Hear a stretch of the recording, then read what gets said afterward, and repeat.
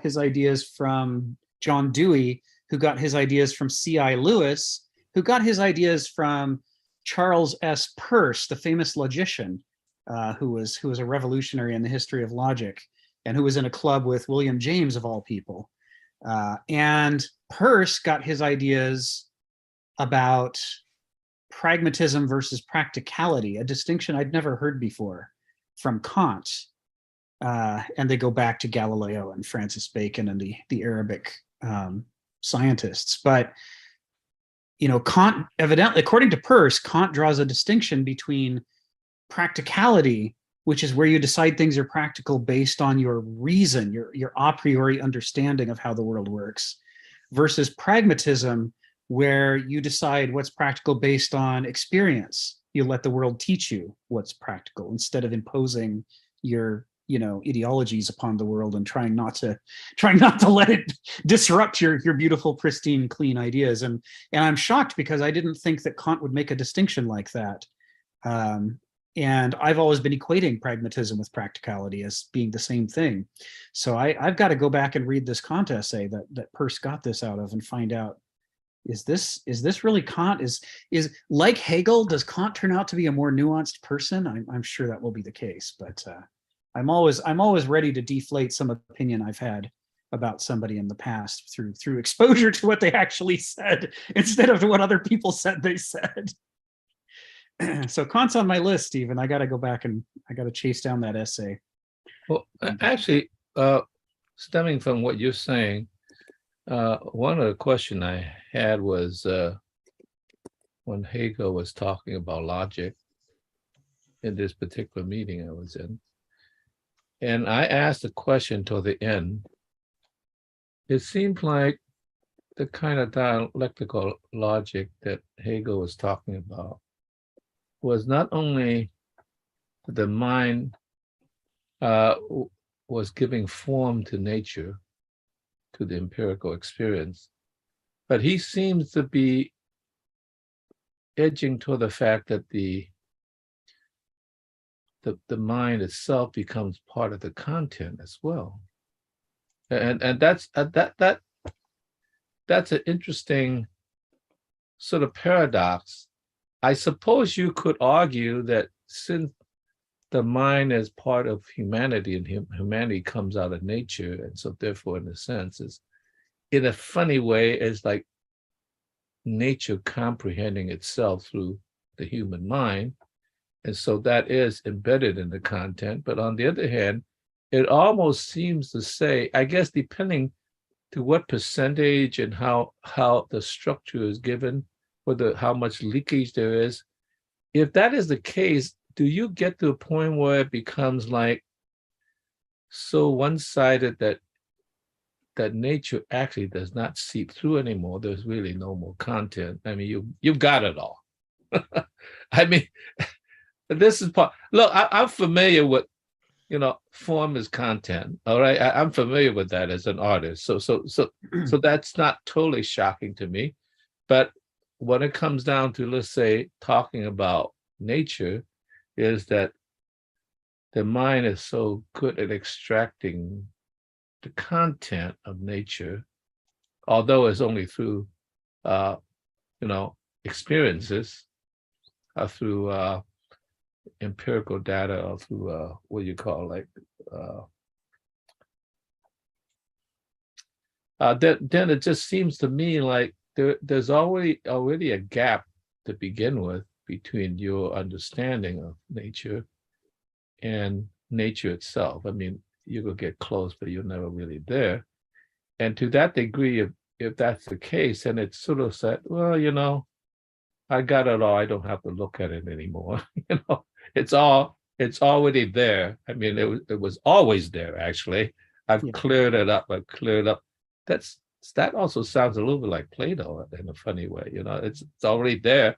I just have to clear it up, and then it's like suddenly I understand now the representation of appearances and the representation of form, which already contains the content. It's already there. That's an interesting conundrum for me. So I don't know. I would like to have your thoughts about that, because that threw me off. I mean, it particularly threw me off when Marcuse said, in modern society, the subjectivity has become so entwined with the objectivity that, in fact, it is already there. Everything is subjective. So Marcuse seemed to be somewhat against that when he talks about dialectic versus Hegel. So I don't know. Well, Hegel's clean categories when he's trying to explain the dialectic, the whole purpose of the dialectic is to then muddy the water and show these things are all interacting with each other. The clean divisions don't work well. Related to what you're asking, I was put in mind this weekend. I had a little epiphany I thought I'd share with the group because it bears on this chapter and it bears on what you're talking about. It's an Aristotle quote. I think I shared briefly before, and I haven't been able to find where he got it yet. But Kenneth was telling me about this about a month ago, last time I talked to him. And it's an Aristotle quote that says, "No word is kata phusei." Now, as you may recall from section A of chapter 4, when we talked about nature as becoming and as intrinsic truth, kata phusei to the ancient Greeks was the highest standard of proof, higher than logical proof, higher than how reasonable or rational something is, higher than one's own experience or intuition or what one feels to be true. More true than any of those things is, well, what's actually happening in nature? Kata is according to, and phusei is nature. Nature, the definition of nature in phusei is becoming. It's the word means becoming, and that's their word for nature. Thus, section A, nature is becoming and as intrinsic truth. So kata phusei means according to nature, which is the highest standard of intrinsic truth. It's saying that nature is not a meaningless realm that requires somebody else to interpret it. It's pregnant with meaning. It's fountains of meaning. It's overflowing with meaning, whether we see that meaning or not, whether we understand that meaning or not, even whether a finite mortal mind is capable of comprehending the truth in question or not, because the cosmos is infinite from a mortal perspective. It's effectively infinite in many different ways at the same time. So it may not be possible for a mortal to understand the truth, but that doesn't make it not true just because it's not fit for us. So kata phusei, Aristotle and the ancient Greeks took for granted that kata phusei is the highest standard of truth. So when he says no word is kata phusei, wherever it is he said that, I'm still chasing the quote down. What Aristotle's basically, among other things, it's a refutation of Parmenides when Parmenides said being is. Yeah. Parmenides was arguing that if the Greek language has the verb to be, meaning to exist, without any sense of interruption or discontinuity, then eternal existence must exist in the real world as well. And if it exists in the real world, then Parmenides is able to disprove the existence of pretty much everything we identify as reality and postulate that we're all wrong about everything, and reality is this great formless, endless sphere with no qualities whatsoever. Because to have a quality would be to divide it against itself and blah, blah, blah, blah. All of the tautologies of Parmenides start with the proposition that if the language contains a word that means to be in an eternal sense, then there must really be outside in nature eternal existence, because why would we have that word if it wasn't a real thing? And Aristotle says, no, languages can have words for anything. It doesn't have to make sense according to nature. Nature is a higher authority than our words are, than our language is. It's a higher authority than our thoughts are. And we can't try to reason from words, from human words and human thoughts back to nature and impose our sense of order upon nature. It doesn't work that way. That's the pyramid. That's the nature and then the divine and then the human stack of priorities that the ancients took for granted, that defines the ancient order. My question is, when he said that, like I said, it was familiar to me, but it was also strange, because in one sense, as an artist, I know that artist in some ways is not dealing with reality, right, but dealing with the psyche, that sort of apprehending reality. You're translating. So therefore, you could see how then, in a sense, form becomes part of content because it's about the psyche, okay? Which Right. is not, in some sense, how should I say, the absolute representation, but it's an ambiguous representation. Right. So so that's fine. But in some sense, so whereas the arts have some relationship to philosophy, it does not claim to know the truth exactly. Right. Right? And that's where the mythos comes in, right? And whereas philosophy presume to have a clear image of reality. And so when you then say that a form is at least part of content,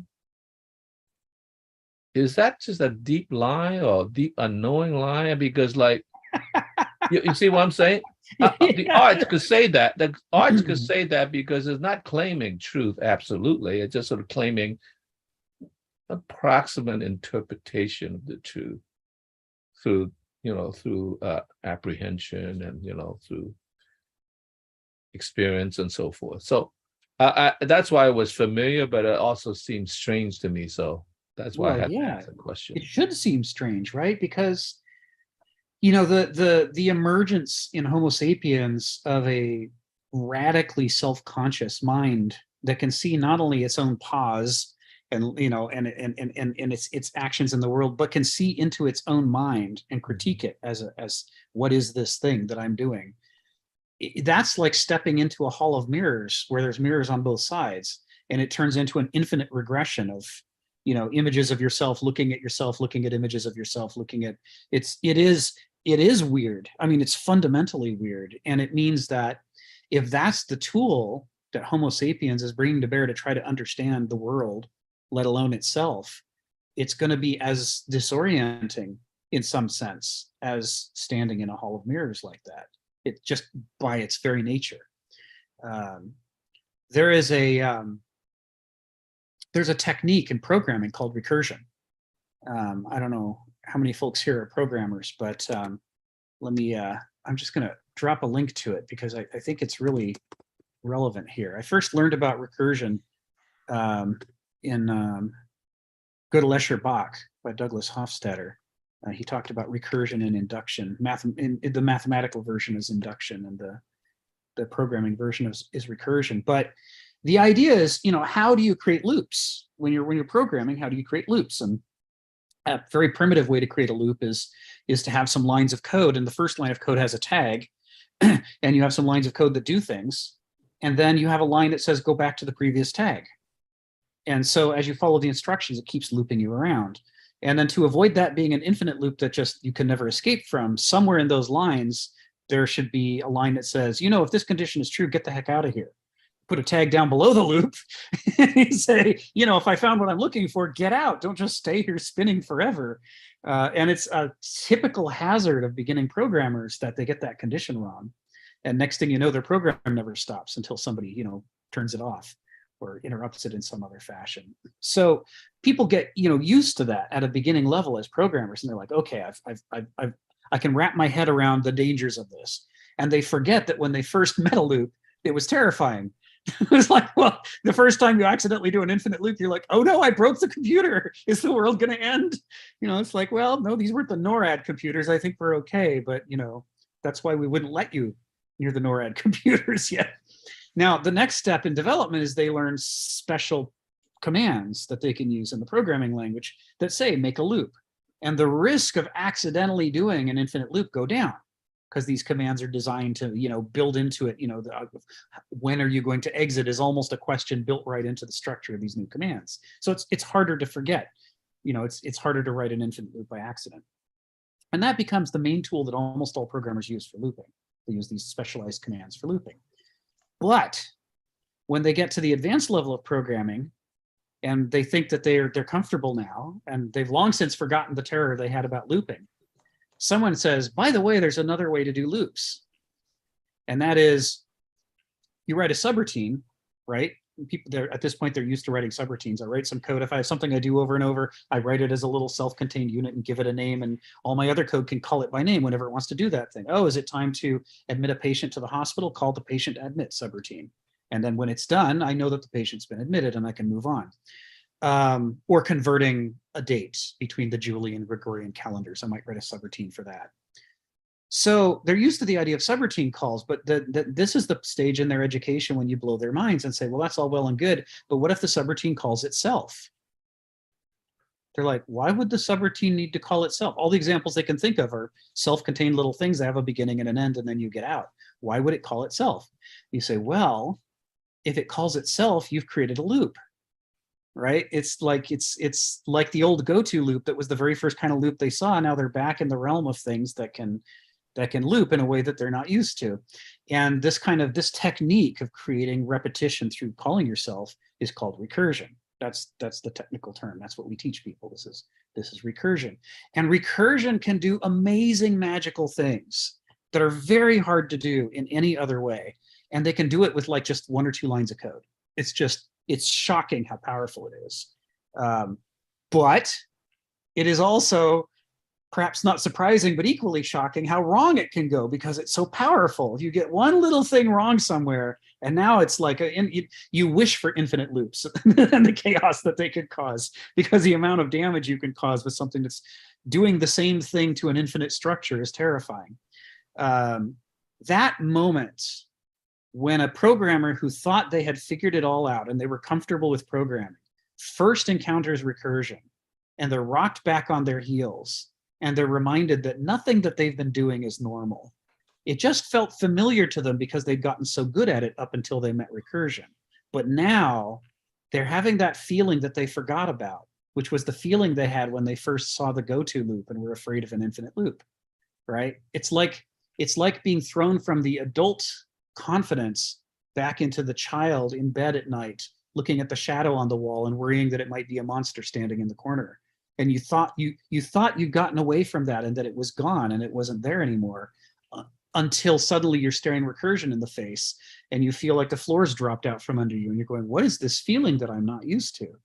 So what Hegel's getting at in his structure of the dialectic of the mind is that when we do these things that come so naturally to us, that are so familiar to us, reasoning about the world, distinguishing between the subjective and the object, the content and the form, all these kinds of distinctions that we make, we have long since forgotten how truly bizarre it is that we're doing any of this.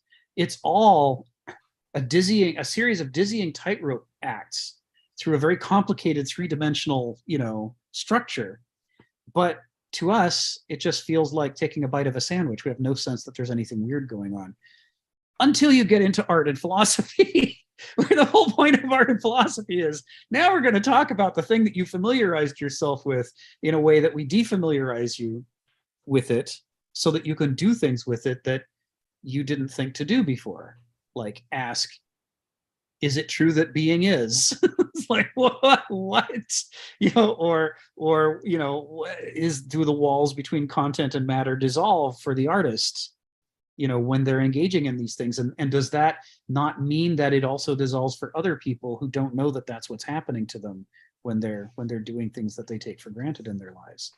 There is a sense that's built into Heraclitus. The surface of Heraclitus is really easy. You say, oh, everything is fire. You can say almost, if you go on the web, over half of all summations of Heraclitus say, oh, he's the fire guy. He thinks everything's fire. And then the ones who get past that are like, oh, he's the guy who says you can't step in the same river twice. Or maybe he's into, everything changes. But what none of them really want to deal with is, oh no, the groundwork of Heraclitus is to the human mind, the fabric of life and nature and reality is paradoxes everywhere you look. And nature makes that work by harnessing these forces together into dynamic systems. But to the human mind, it's almost incomprehensible. And the inclination is, it's like tightrope walking. If you don't look down, if you just pretend you're just walking on a narrow line on a flat ground, you're going to be fine. But if you look down, suddenly you feel like, well, now I'm going to fall. I needed to not look at the reality before me in order to navigate this reality successfully without losing my mind.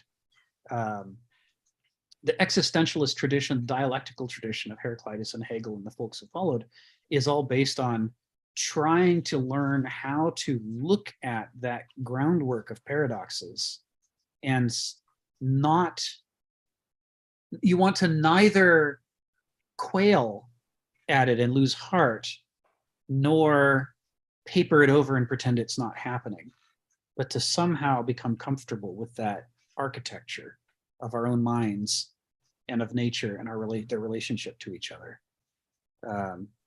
So this is my long-winded way of saying weird is exactly the right response. There ain't nothing normal about what we do when we're thinking and relating to the world. It is all very strange. But I'm glad you brought it up. And I'm sorry I don't have a nice, tidy answer other than to say the thing you're pointing at is definitely the thing. That's where all the interesting parts of life live, is right there. So we do live in the twilight zone. Okay, thank you. We do. Rod Serling, the secret message of all of the Twilight Zone is, oh, you think that's some other realm. Oh, no, it's right here. This is the Twilight Zone. Geneva and then Stephen. Go ahead, Geneva. Come off mute. Well, now I kind of feel like what I had to say has already been said. No, go ahead. But Phil and I were in a group that was reading the preface of Hegel's phenomenology of spirit. And I think one of the things that I liked about Hegel is I think you mentioned, Rick, something about things being in nature. Yes. And one of the things it seemed, Phil can correct me if I've got this wrong, but one of the things that I thought Hegel was saying is that everything is pregnant with something else. Yes. And it's always unfolding and unfolding and unfolding, like on and on and on ad infinitum, kind of like what you were saying about, I guess, the recursion situation. And he made a statement near the end of the preface. It said, the labor of notions. So this is not an easy thing. It's like you get an idea or a concept, and then there's all this labor that has to go into it. It's sort of like having a baby. It's like for 9 months you carry the thing, and then you have to have all this labor before it actually is born. And that was kind of how I was looking at what Hegel was saying, which is kind of what I think you were just saying, and what Phil was kind of saying. Well, this is probably a very dumbed down version of what you guys were saying, but I think that's what you were saying. And then you made me think when you talked about the mirrors. Proust talks about mirrors in his books, because what he's learning it's not Proust, it's the narrator. What he's learning is that what he thought he was looking at isn't what he thought he was looking at. Right. And that it can be viewed from different points of view, and they're all right. Every single person who he looks at this girl, and to him, this girl is just a prostitute that you can get for 20 francs in the local brothel. But then his friend treats her as his mistress, and he's spending thousands of dollars on her. And then somebody else looks at her and she's something else, and all the points of view are correct. And I'm like, oh my God, he's like, it's like this endless mirror that goes on and on and on and on. And which one is right? They're all right. So, I mean, reading Proust is like being in that recursion thing you were talking about, and in the house of mirrors. It's like you seem to always go back to the beginning, and then you think you've gotten a little ways, and then you're back at the beginning again. It's like, so I think it's fascinating. It's just, wow. Yes, it's well, Hegel's got a great quote on this, and it's really easy to skim past the significance of it. Let me just drop it in here real quick. It's one of my favorite quotes of his. It's almost at the level of Heraclitus, in the sense that you could just keep digging and digging, and it's a fountain of information. Das bekannt überhaupt ist darum, weil es bekannt ist, nicht erkannt. What is familiar to us, because it is familiar to us, we do not recognize for what it really is. familiarity is a process of erasing the strangeness of reality to make ourselves comfortable with it. So we cozy up to dragons and we think they're kitty cats because it blows our mind to think of them as a dragon. And we're more comfortable if we think of them as a kitty cat. So in our brain, it becomes a kitty cat, but it never was. It was always a dragon. You know, it's like, and where, you know, this is almost, in some ways, the recurring theme of Hegel throughout everything he ever wrote. With, you know, the philosophy of Geist from his Encyclopedia of the Philosophical Sciences. I guess that was volume 3. The philosophy of Geist, he tries to explicate as clearly as he can for his students, his philosophy students, the kinds of insights that he had in the phenomenology of Geist. He's trying to just lay it out in a nice, clear course curriculum. And in doing so, he's trying to make it more accessible. But even there, what becomes, if it becomes accessible, if the student is able to get through that presentation to a clearer understanding of Hegel, what they come to understand is the weirdness of it. You know, what he's saying is truly just frighteningly bizarre, that the mind doesn't work the way we think it works, and that the only reason that we think it works the way we think it works is because of this process of familiarization that is now an obstacle that was fine at the beginning for getting us to be willing to put our toes in the water, but has now become our obstacle to understanding how truly bizarre water actually is, or in this case, our mind. And that the process of learning requires, and he says this right in the same paragraph that this sentence comes from, the process of really learning something requires the dismantling of our sense of familiarity, all of which was an artifice anyway, to get us back to understand the really strange intrinsic nature of the thing that we've been pretending was something else all along. The familiar is just because what is familiar to us, just because it's familiar, we don't recognize for what it truly is. Nicht erkannt. Erkannt is understood, and bekannt is familiar. And so he's making a little rhyming pun here. It works better in the German. The das bekannt is nicht erkannt, effectively, is what he's saying. Stephen, go ahead. Yeah, I was bringing up the question of matter and form.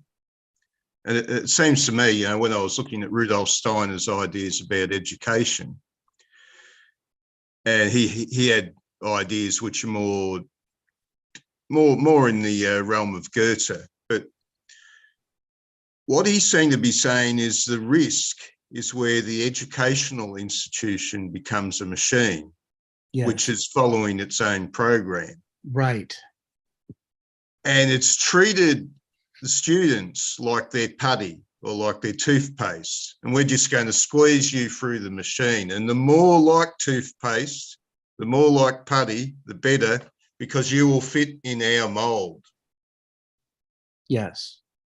As he points out, that's not the purpose of education. The purpose of education is to take each individual student and find out, in part, what is unique about them. Right. What are their good properties? What are their bad properties? Steer them in a direction that suits what is hidden within them. But this is the way our society is going in work life.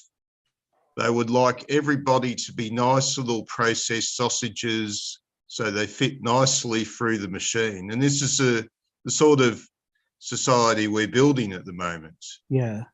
Where the individual is being made to conform to such an extreme extent that they cease to be an individual and just become part of the stream, part of the toothpaste. Yes.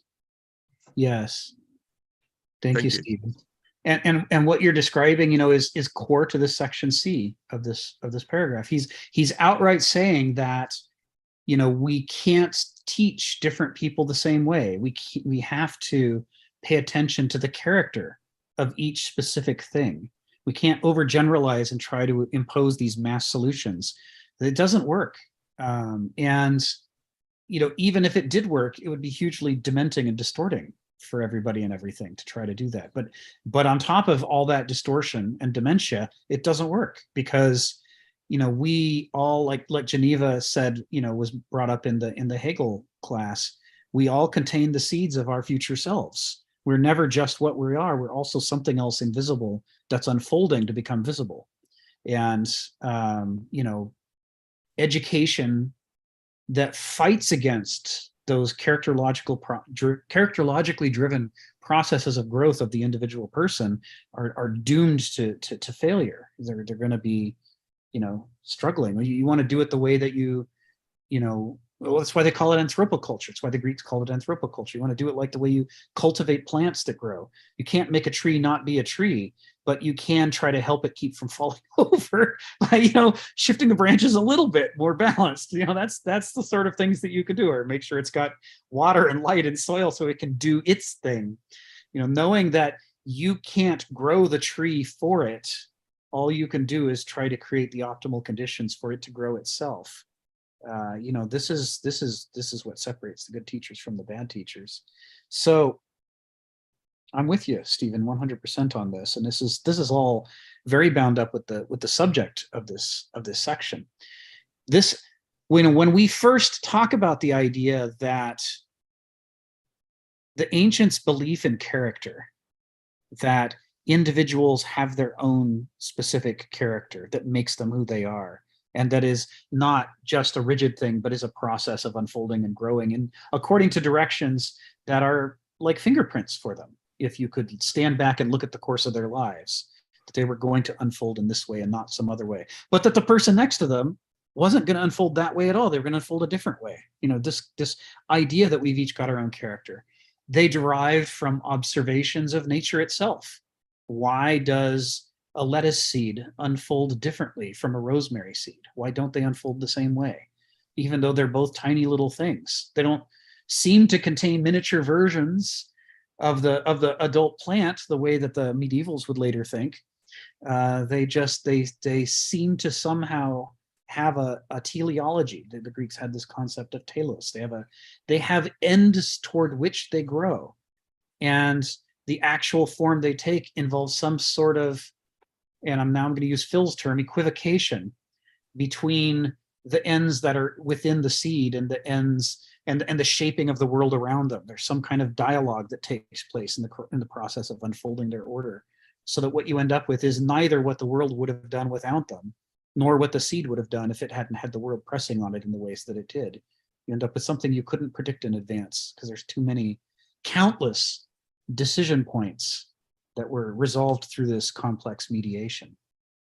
So this is the existentialist thing, and this goes back to Phil's thing as well.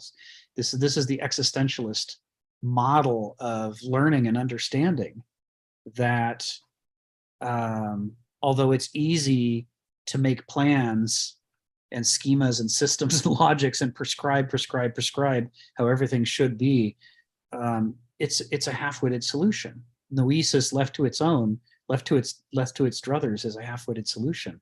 We have to have gnosis with us at all times, reminding us over and over, as the person who whispered in Caesar's ear, "You two are mortal. Your brilliant, fabulous theories, you know, are going to have to deal with reality. There's going to have to be some mediation here in which reality, you pay enough attention to reality that you can notice where your theories are wrong and keep changing them and changing them and changing them to fit them to the world the way it is, because your character and the world's character are non-negotiable. But what's negotiable is how the two of you interact, as long as you keep paying attention." So I'm going to call on Phil, and then I'm going to take us to the text because that sets us up nicely. Go ahead, Phil. Yeah. This leads to a difficult problem, and that's the relationship between Geist and Zeitgeist. Yeah. I mean, like, on the one hand, I believe that individuals all have different potentials. So you have no argument with me there. But on the other hand, I think every individual, to various degrees, lives between, on the one hand, wanting to be the wanderer, you know, the way of the, you know, wayfarer, and wanting to be home. in a familiar setting. So this Mhm. tension is something that individuals have to call for themselves, because if you are traveling the world, or traveling the world of ideas, or traveling the world of music, as an example, then you get to a point where things are so strange, you want at least some period where you can return home and have a hamburger. Let's say, let's put it that way, right? Yeah. The familiar. So that tension is a psychological tension that on the one hand you want to grow, but you also want to, recline and rest. You want rest. Yeah. And You I want to remember once hearing a very inspiring lecture, and this person said, the problem is at this moment in time, we have a problem because we can't hear the radicality and the strangeness of Beethoven, Yeah. because it was really radical. Now we just listen to it and it's elevator We music. take it for granted. I mean, no, yeah, we actually even forget it. And it's like it's playing in the elevator. It's like Of all the things it's so Beethoven familiar. never It's thought like would happen. it's like how do we negotiate? I use the term like equivocate. How do we negotiate this weave between wanting to be at home and be familiar with the zeitgeist, Yeah. Yeah. and on the other hand, wanting to be on one's own and to be the wayfarer and experience all these new things that every night, like what is that that Palestinian, the guy who was so unsafe that he has to, live in a different house every night. Yasser Arafat, right? I I don't want to be Yasser Arafat. I mean, I'm Yeah. not that radical.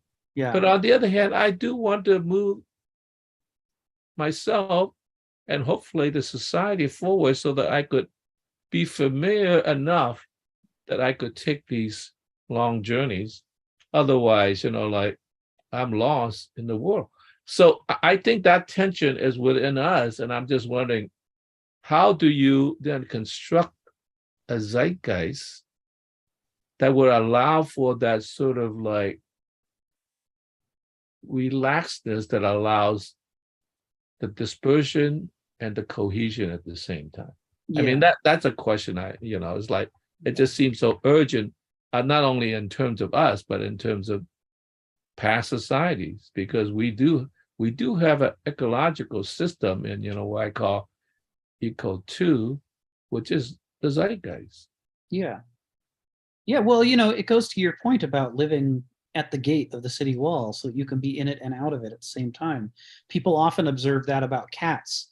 The cat meows at you to open the door and then walks right up to the doorway and sits there. And you're like, well, in or out? And we want them to choose, but the cat doesn't want to choose. Christopher Alexander, in his works on architecture, says, although we don't know this about ourselves, the same is true about Homo sapiens. We don't want to live in a cage.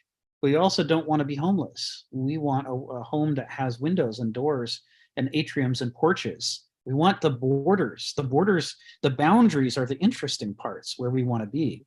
There's an interesting observation about the oceans, that as far as we know, most of the life in oceans is on the boundaries, and not just on the edges where the land meets the sea, but even in the ocean where there's a coral reef, where there's a lot of crinkly boundaries. They love that, right? They like to be on the edges of things, the separating one thing from another. Fish, not just cats, not just people, fish, jellyfish even, which are like, I mean, you don't get much more basal than a jellyfish when it comes to animals. Even they don't want to float in the middle of the water somewhere deep down in the ocean. They want to move back and forth between the surface and deeper. They want to know where that boundary is, and they want to be able to go closer to the boundary sometimes and then withdraw from the boundary at other times. And that's core. Like the very first things that we know about that even had any nervous system at all, jellyfish, and they don't even have a brain, but they want boundaries and they want to equivocate around those boundaries. So whatever this thing is that you're putting your finger on here, I mean, it goes deep, right? I mean, it's core to muscle tissue, it's core to sense organs, it's core to neurons. That relationship between I perceive, I can act, and I have a relationship between the two, which would be the neurons. Just that triad of capabilities is enough to make one want to equivocate and be around boundaries that you can cross back and forth over.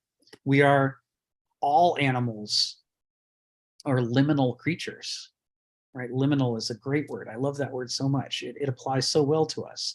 Wherever those edges and boundaries are, those transitions, right? It's like, yes, there are nocturnal animals and there are diurnal animals, but there are so many animals that are crepuscular. They don't want day or night. They want the edge between the two, right? When do the bunnies come out and feel safer? There's a lot of predators and prey that just, they want the edge between day and night, because it's such an interesting transitional time, and you can decide how much you want of one side or the other. You get to, you think about the way that the hormones that raise blood pressure and the hormones that lower blood pressure, the muscles and systems involved in raising it versus the ones involved in lowering it, they're in a dynamic harmony, a Heraclitean harmony, to pull back and forth like the bow or the lyre, to keep our blood pressure appropriate to our current circumstances. Sometimes we need more, sometimes they need less, and they have to be able to do that manipulation. But there's only so much dynamism that you can put inside yourself to try to control your circumstances. You also, this is the animal's trick in the world, is to mobility, that you can also just simply relocate yourself into different settings. And so for us to seek out, and I've got to say, this is the first time in my life I ever thought this, just right now talking about it. I've never before realized that the liminal quality of animals, the way that we are drawn to boundaries, is a direct attempt to harness the forces outside of ourselves with the same level of efficiency that we harness the forces inside of ourselves, right? The plant can't get up and move to run away from a fire or a flood, but an animal can. But the animal can also walk closer to the fire to get warmer. So there's a way in which mobility in animals is being used as a hidden harmony, one of these Heraclitean dynamic systems, in which, yeah, you don't have your hands directly on those things, but you have your ability to move yourself. You have your hands on yourself. And by modulating yourself, you're able to harmonize between the extremes. I just never before in my life realized, I never made the connection. So, thank you all for this opportunity to think out loud. But this is the thing about these ideas, right? These Hegelian, Heraclitean, ancient dialectical ideas are exactly like recursion in the sense that it could be just a few lines of code. It could be very, very simple, the rules to follow. But because they are followed recursively over and over at multiple scales of order in multiple places throughout the universe, everywhere throughout the universe, this notion of character. What is the character of a cat? What is the character of a Homo sapiens? What is Phil's character? What is Geneva's character? What's the character of this river or this fire or this rock? What is the character of this solar system? Everything the ancients saw had its own character. And because of that, everything is simultaneously trying to express that character while also trying to mediate with the larger character of the cosmos around it, which is different from its own character. This interaction of only partly compatible characters and how they mediate with one another is, in a nutshell, the entire ancient model of the cosmos. Why is there becoming? Why is it intrinsically true? Why is it infinite? Why is our place within it subordinate to nature? The answers to all. What about free will and determinism? Any question you can pose, the Greeks and the other ancients have expressed within this very simple but recursive framework that applies to everything. And because it applies to everything, that's where all the complexity comes from, because our characters aren't the same character, and they all have to mediate with one another.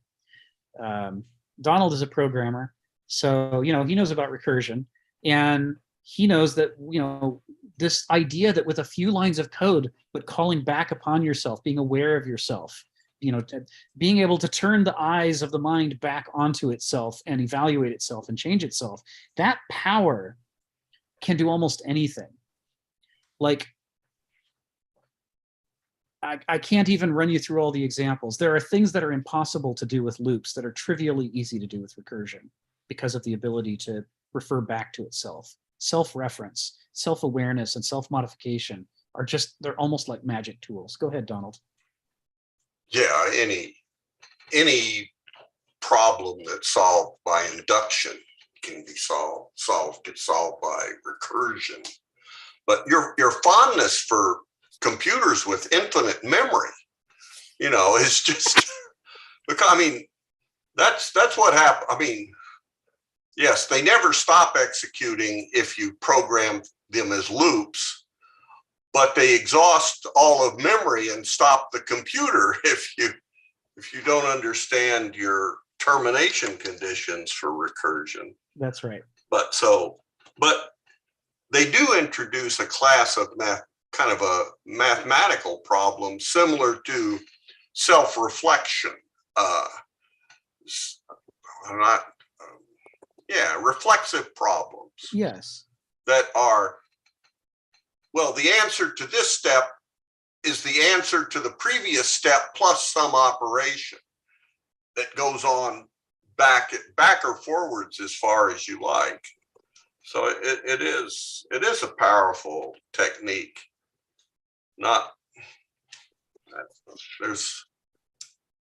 Let's talk about Kenneth. Let's talk about Kenneth. But yeah, this is what we're going to find is all of this stuff about the reason he can do this in one chapter, the reason he can cover the ancient worldview in one chapter is because every one of these sections, A, B, C, D, E, all the way through, is recursive. They are all defining the way that the ancients, these principles he's talking about the cosmos, apply to everything. And therefore, when you learn the second principle, not only does that also apply to everything and apply to itself, it also applies to the first principle you already learned. It's adding another dimension of understanding that interpenetrates all of the previous subjects. And, people can handle, although not particularly gracefully, they can handle up to 3-dimensional problems, but you start getting 4 axes, 5, 6, 7, 8 axes of complexity, all of which interpenetrate each other as principles, and Homo sapiens gets lost almost immediately. I mean, this principle-based thinking can represent levels of complexity that don't fit in the human mind, and where even if you are doing your best, like an Aristos engaging in Vernunft, even if you are doing your best to try to follow all the implications of 4, 5, 6, 7, 8 dimensions of principles interpenetrating each other, the only way you can do it is to deal with one small part of it at a time, or in abstractions. You go back and forth between, well, we'll dive in here and look at this little piece in detail and you see how that works. Now, just imagine that being generalized, right? So we're hopping between gnosis and noesis to try to approximate something that just doesn't fit in our head. This is what it is like to engage in Vernunft, that you are wrestling with the infinite. So let's do that. Let's wrestle with the infinite. Let's pull up Kenneth's line here. So we're in the 5th paragraph now of section C, and I'll just drop this into our chat here. And we've gone through some of these in sort of preview form, but now we want to do our deep dive now and work our way through this week. So George Bernard Shaw, wrote, "Except during the 9 months before he draws his first breath, no man manages his affairs as well as a tree does." Core to this is the idea that trees, the teleology of the acorn or other nut or seed of the tree works really, really well for trees. I mean, yeah, they don't all make it, but forests will spread. If people leave them alone, forests are going to spread to all the places that can support forests. They have worked it out. And in those places, they will grow and mature and solidify into these amazing complex ecosystems. And they do that naturally. They don't need to have a committee meeting about it or an election or a vote. It happens. It's core to their teleology. Their capacity for variation on the one hand is wild, right? No two trees are ever the same. But on the other hand, they all align in a productive, sustainable, regenerative fashion in a way that people can only envy. You know, again, talking about programmers, right? What do managers of programmers always say? Trying to manage programmers is like trying to herd cats. The cats do not have any impulse to run together in a herd. This is not their instinct. Their instinct is to scatter in every direction. And you know, when managers say that about programmers, they're not quite realizing that what they're actually saying it about is Homo sapiens. The range of variation in Homo sapiens is so extreme that our characters, our individual characters, point every which way. They don't align terribly well with each other. And as a result, you know, many of the ways in which it seems reasonable to us as an individual person to manage our affairs are completely dysfunctional and are not going to work. You know, I mentioned last week, I come from a family of alcoholics who are alcoholic on both sides, my mom's side and my dad's side, going back generations. There isn't an adult who didn't spend time in the bottle. And many of them spent their whole life in the bottle. I mean, so we're talking genetics here. This goes well beyond family culture. We've got bad genes. And you know, it's not all that adaptive to run away from the world into a bottle. You know, my wife has no problem like this. She doesn't come from a family of alcoholics. She can have wine or whatever she wants, and it's not a problem. I can't even get near it or my mouth waters. So I've got a problem. Most of the people in my family, you know, the understanding of alcoholism as being genetic and passed along in families was not well understood until very late, very recently. Before that, it was always explained as a character flaw, right? You can read 19th, 18th, 17th century accounts that are saying it's either an individual character flaw or a character flaw of the entire race. People would say, oh, those Irish, they're just all drunkards, right? And in the 19th and 20th century, they like to say that about Native Americans. Oh, those Native Americans, they're all just drunkards, right? And, you know, this is because they don't really understand what's happening. But regardless of whether it's genetic or personal, the character makeup of a person has potentialities, some of which are going to point in a healthy, regenerative, sustainable, centripetal direction that holds themselves together.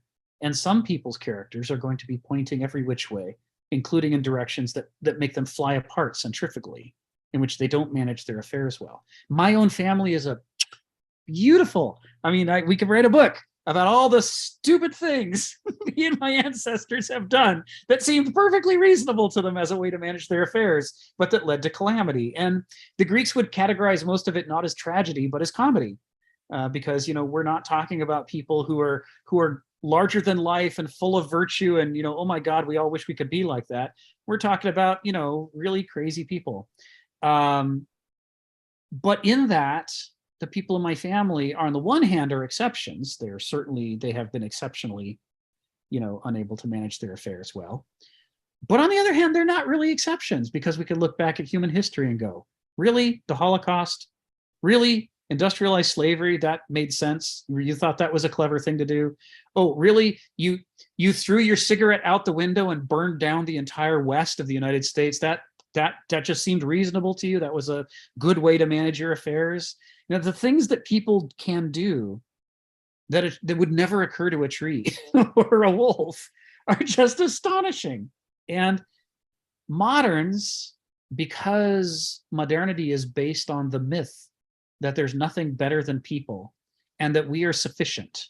If we could be at the top of the pyramid and be the ones to call all the shots, then surely, this is something Stephen brings up regularly. He sees this among the agnostics and atheists in modernity, and I see it too. That you know, there is this faith that people would not possibly self-destroy. They wouldn't possibly mismanage their affairs because we're all rational, right? We have enlightened self-interest. We have the rational person theory. We're all born with certain inalienable rights, among which is to manage our affairs at least as well as a tree does, or so we believe. And yet all around us is evidence to the contrary. Our core ideology of modernity flouts the most obvious truth of Homo sapiens, which is that we do not manage our affairs well. It's just patently obvious. You look at an amoeba and the way it manages its affairs, and it's more successful more of the time than really a human civilization.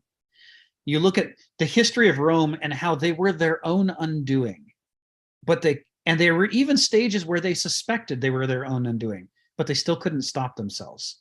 You look at the ancient Greeks who had the example of the Trojan War and the collapse of Greek civilization, and they didn't just have it, they taught it to every single Greek child. Every Greek grew up learning the object lesson. Don't be like that. Don't be like that. Don't be like that. Don't be like that. They adjusted their art. They adjusted their music. They adjusted their religion. They adjusted their literature. They adjusted everything about their culture they could to say, of all the things to do in the world, don't do that. And then what did Thucydides explain in the Peloponnesian War? They did that. And it led to the collapse of the Greek civilization. It's like, these are the people who are trying to be the most aware of how badly we mismanage our affairs and trying to overcome it, and they still mismanage their affairs in exactly the stereotypical way they were trying to avoid. So when Shaw says this, and when Kenneth Smith quotes Shaw saying this, he's not just trying to fill up space on the page or pass the time. This is the core problem of Homo sapiens in a nutshell. This is the thing that moderns don't want to admit to, but that previous epochs have had no trouble admitting. The medievals had no trouble admitting to this. That's why they wanted God, right? The medievals said, after seeing how the ancients completely screwed everything, how about we stop pretending that we know what we're doing and we just put this all in the hands of God? God, who is all good and all powerful and all knowing, has a better shot of managing things correctly than we do. And we obviously we suck at it. So let's have God do it for us. This is the entire promise of the medieval epoch, as is the reaction to this problem. So the medievals knew about this problem. The ancients knew about this problem. It's only the moderns who think, nah, those people weren't as smart as we are. We're smarter than they were, and we can totally manage our affairs. All right, truly, consciousness in our case must resist the temptation to impose its own extraneous preconceptions of what it needs, which are merely what it thinks it wants. That is to say, a tree doesn't have noesis. Whatever sort of intelligence forests and trees and fungi have, it is of a different quality than our rational, egotistical planning intellect. It's more like gnosis, right? A tree is immersed in its world. Its root system is immersed in the soil. It is in contact with all those other, with all the other roots of the other plants underground. It's in contact with the hyphae of all the fungi networks. It's in contact with the animals that work in harmony with it. All of the things that make up what we think of these days in sort of the new model of trees and the way they adapt to things as tree intelligence. It's closer to gnosis than it is to noesis. If you could imagine gnosis being in an extreme form that no human being has ever experienced. It is totally immersed in its environment, and its responses are directly driven by its connections to its world. And so, to the extent that we can describe it wanting anything and taking actions based on what it wants, its wants are directly synonymous with its experiences of life. There's no separation in which the wants are very distant from its reality.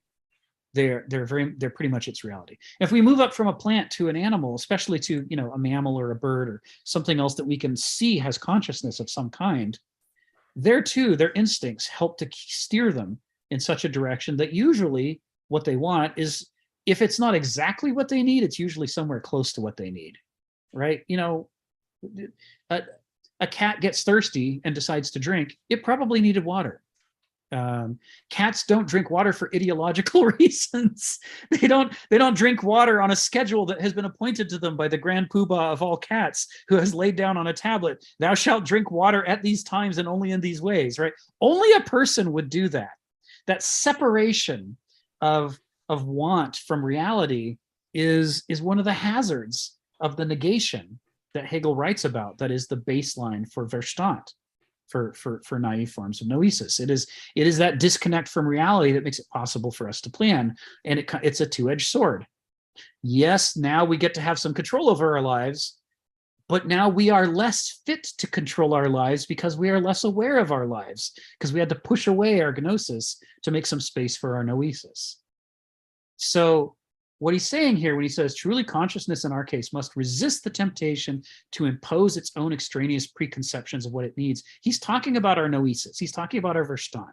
He's saying that what we think we want in human beings, we have a schizoid structure of our mind in which what we think we want can be separated from what we actually want.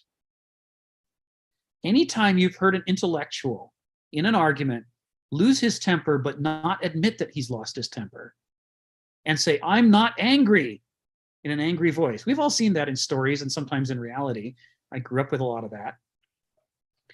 What you're witnessing is someone who thinks he knows what he's feeling, and what he thinks he's feeling is very different from what he's actually feeling. And the difference is so manifest that even somebody standing outside can see that guy's angry, and yet he doesn't know it. And he's angry that you're telling him what he's feeling, even though you're right and he's wrong. That's how separated he is from his own feelings. You know, I have a team at work. I run a little nonprofit and I have a team. And one of the jobs of my team is to remind me to eat and drink, because I get immersed in the work and I'm so disconnected from my own body and my feelings that I can look up and it's 5 p.m. and I haven't had breakfast yet. This happens to me a lot, rather a lot. And, you know, the team knows.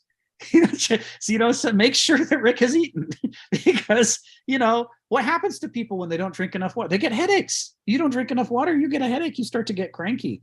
And, you know, if you don't know that that's happening to you, then you don't know that the way to correct it is, oh, hey, look, I've got water right here. I should put it in my head. And then maybe I'd be less cranky.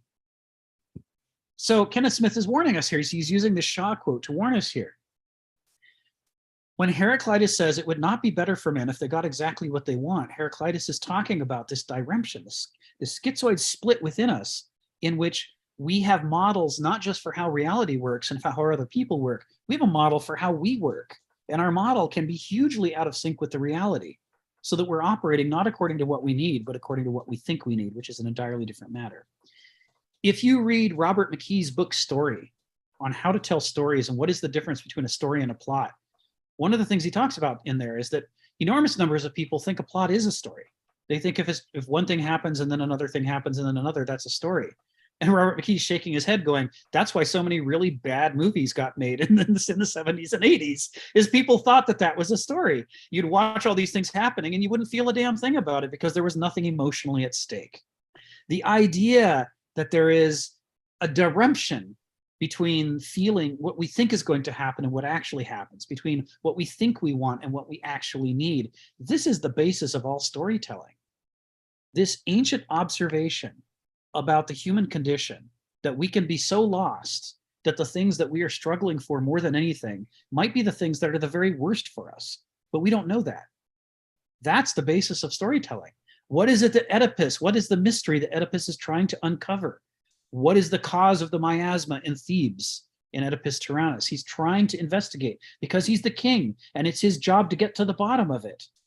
But he's not going to like what he finds, right? Everything that has come before has set him up for failure. What he actually needs and what he wants are completely out of sync with each other. What he needs to do is to walk away from his mother, who he married, and say, you know what, you could be my mom, but you can't be my wife at the same time. He needs to say, I shouldn't be king, and I should not have killed the previous guy who was the king. I shouldn't be chasing down the murderer of the previous king, because it's just going to turn out it's me the whole time, and that I didn't know what I did.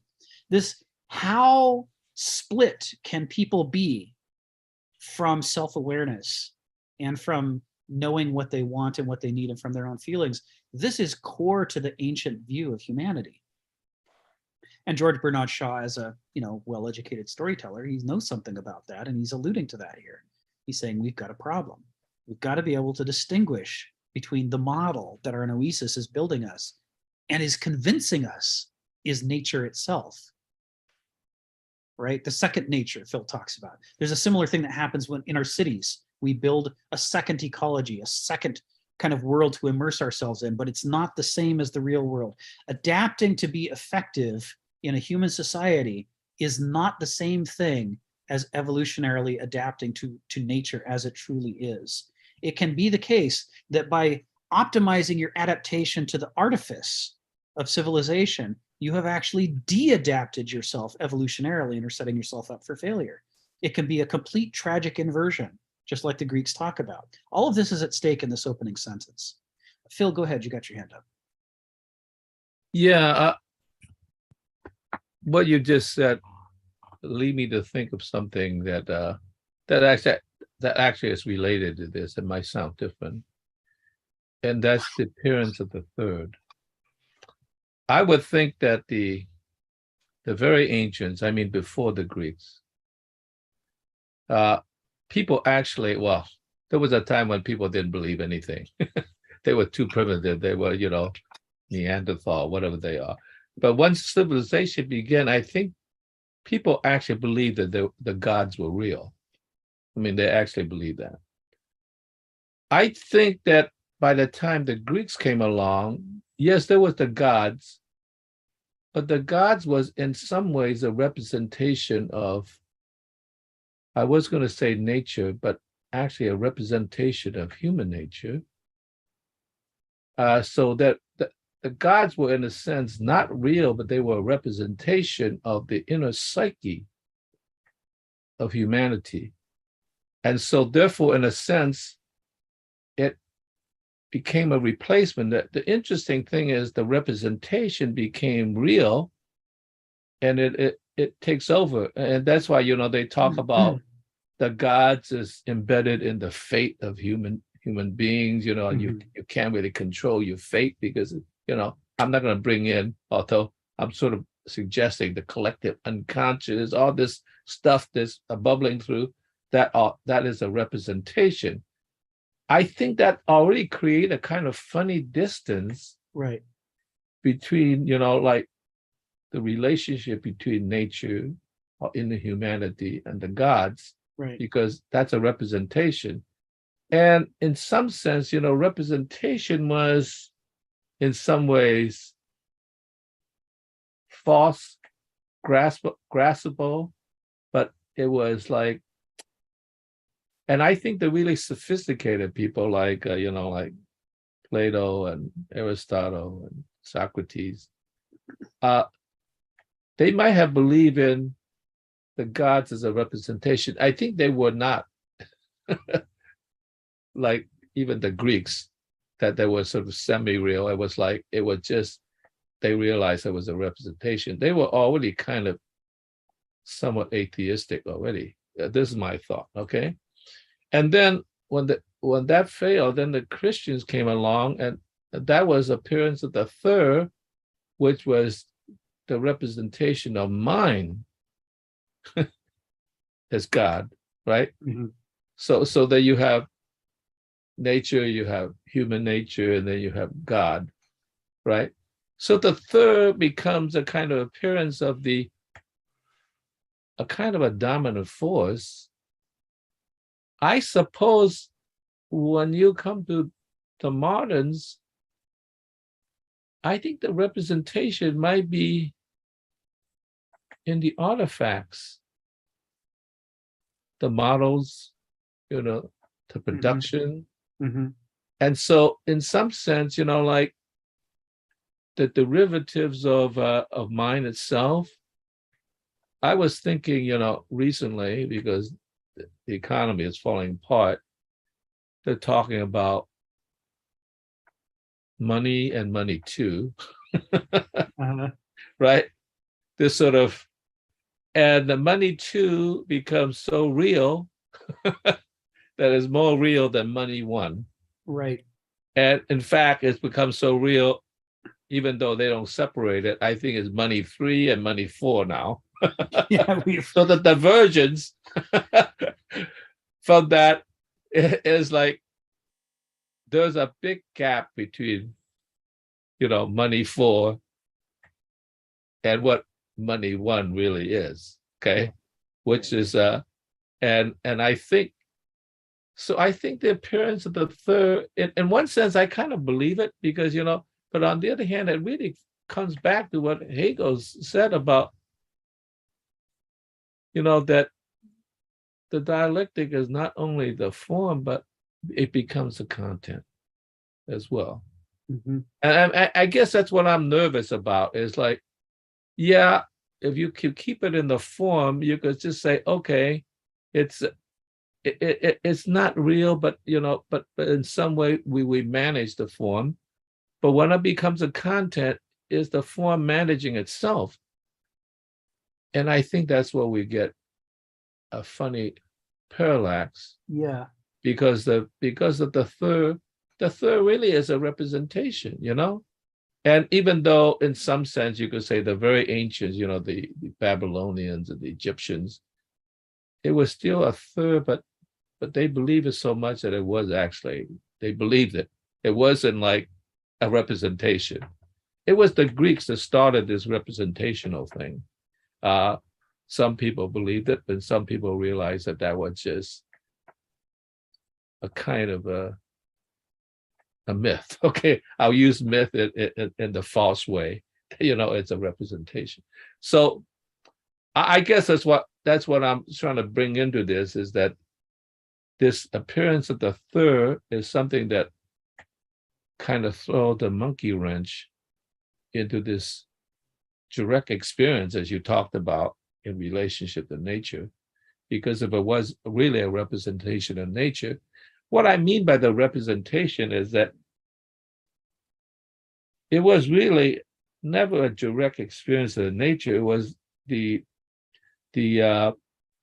phenomenon of nature, which is itself is already a representation. Mhm. And I kind of think they realized that.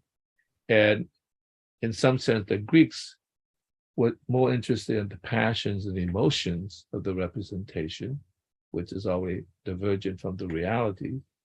And like I said, the medievals were interested in the mind and the representation Mhm. is divergent. So I guess I would bring representation becomes a very, very important part. And of course, when it becomes in the Middle Ages, it becomes hardened into symbols, which becomes so real, whether that's the robe or the silver chalice, Right. that sort of thing. So Right. I just thought I'd bring that in, but I think that that's why you say, oh, this introduced a real strangeness in the whole structure. Yeah, I guess you have to take that into account. It also brings into quite a lot of productivity, but you have to be careful that this productivity is resting on something that's a model. Right. Now we call the model of reality rather than reality itself. Thank you, Phil. Stephen, go ahead.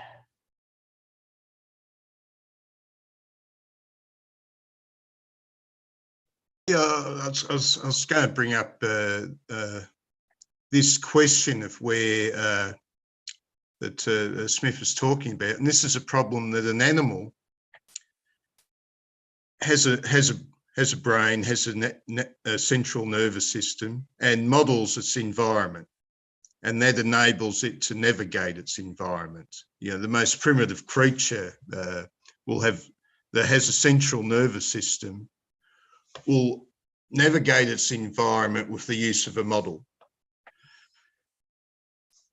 And what's different between animals and humans is the animal is immersed in its environment. Its model remains always subjective. Mhm.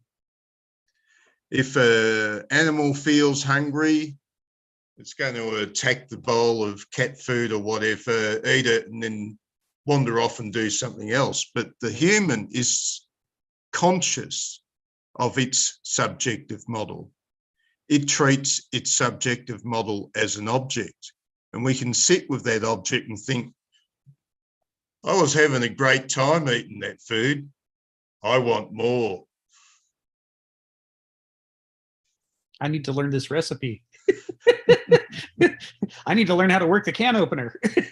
So this seems central to Smith's proposition here, is this this particular faculty that we can treat. This is what the church called soul. It defines humans as having a soul because they were conscious of the forces and propositions at work in their model. A human's worried about death because it can visualize its own object in the environment. It's one thing to be aware of your environment. Hey, there's the environment and I'm looking at it. And suddenly you turn back, look at yourself, and who is the observer? The animal doesn't do that. This is something theoretically peculiar to the human. Thank you. Thank you, Stephen. Donald, go ahead. Well, this sounds all really complex, but I think Socrates had a really simple example. Do you follow the cook or the doctor in choosing what you eat? You know, this is, I mean, I know we can all come up with very complex examples of what's going on here and how our consciousness leads us astray, our willfulness. Yeah. But this is that question, what truly benefits us? How does that guide our choices? And we're not even alone in this. It's not just self-aware. We don't have to discover healthy aspects of food all over again, each of us individually through introspection. We have dietitians, right, provided by our schools and existing in our culture. We have George Bernard Shaw, yes, along with other writers that can remind us of our foolishness. yes, And can offer. This is also part of what Kenneth talks about, is there are cultural why is culture important? We talked about that last time a lot. yes. None of us is the first man, or Socrates, I think, said, none of us are born from trees or sprung from a tree or a rock. We don't start at level 0. That was hundreds of thousands of years ago, if not further back. And we have these resources. What it is we are willfully ignorant of we ignore these things or fight against them. You often talk about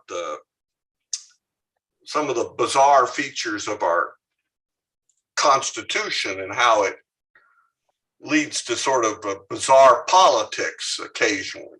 But I sometimes think of that in a similar way, is that sometime in the 60s or 70s, how our civic procedures were supposed to work, flawed as they are, was stop being taught. Right.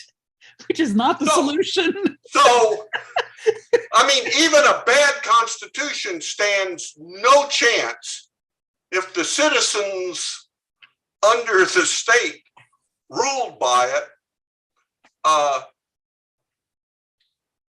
don't even know how it could work. Exactly. And they would have no idea how to change it. I know here in the Phoenix area, a few years back, we built a highway, 6-lane highway, big highway across an Indian reservation. And there was negotiations, and the Indians were pretty good negotiators. They got $750 million for the right for this highway to cross a strip of their land. But there were so many letters to the editor about what is all this negotiation? Let's just seize it. Well, why don't we use eminent domain? And it's like, you really don't know. They really clearly don't know. I mean, that's how the last set of Indian wars got started. We Right. just seized it. Yes. Yes. You know? And that Let's just took repeat the mistakes of the past. Because we're smarter now. It couldn't end the same way. I don't know, but in more current political things, there are quite often things that can't be done under our Constitution as it is. Right. Without changing it, get proposed all the time. And you just think, well, what does that do? But it's the same thing. We've lost part of the culture that should be supporting us, Yeah. and helping us make better decisions. Yeah. You know, Civics classes oh, were not something to cut. Donald's Restaurant nutritionist comes in. Yes, that's right. That's right, Stephen. Eat your Greens. your greens, your world. What there's a place near here where I live that serves the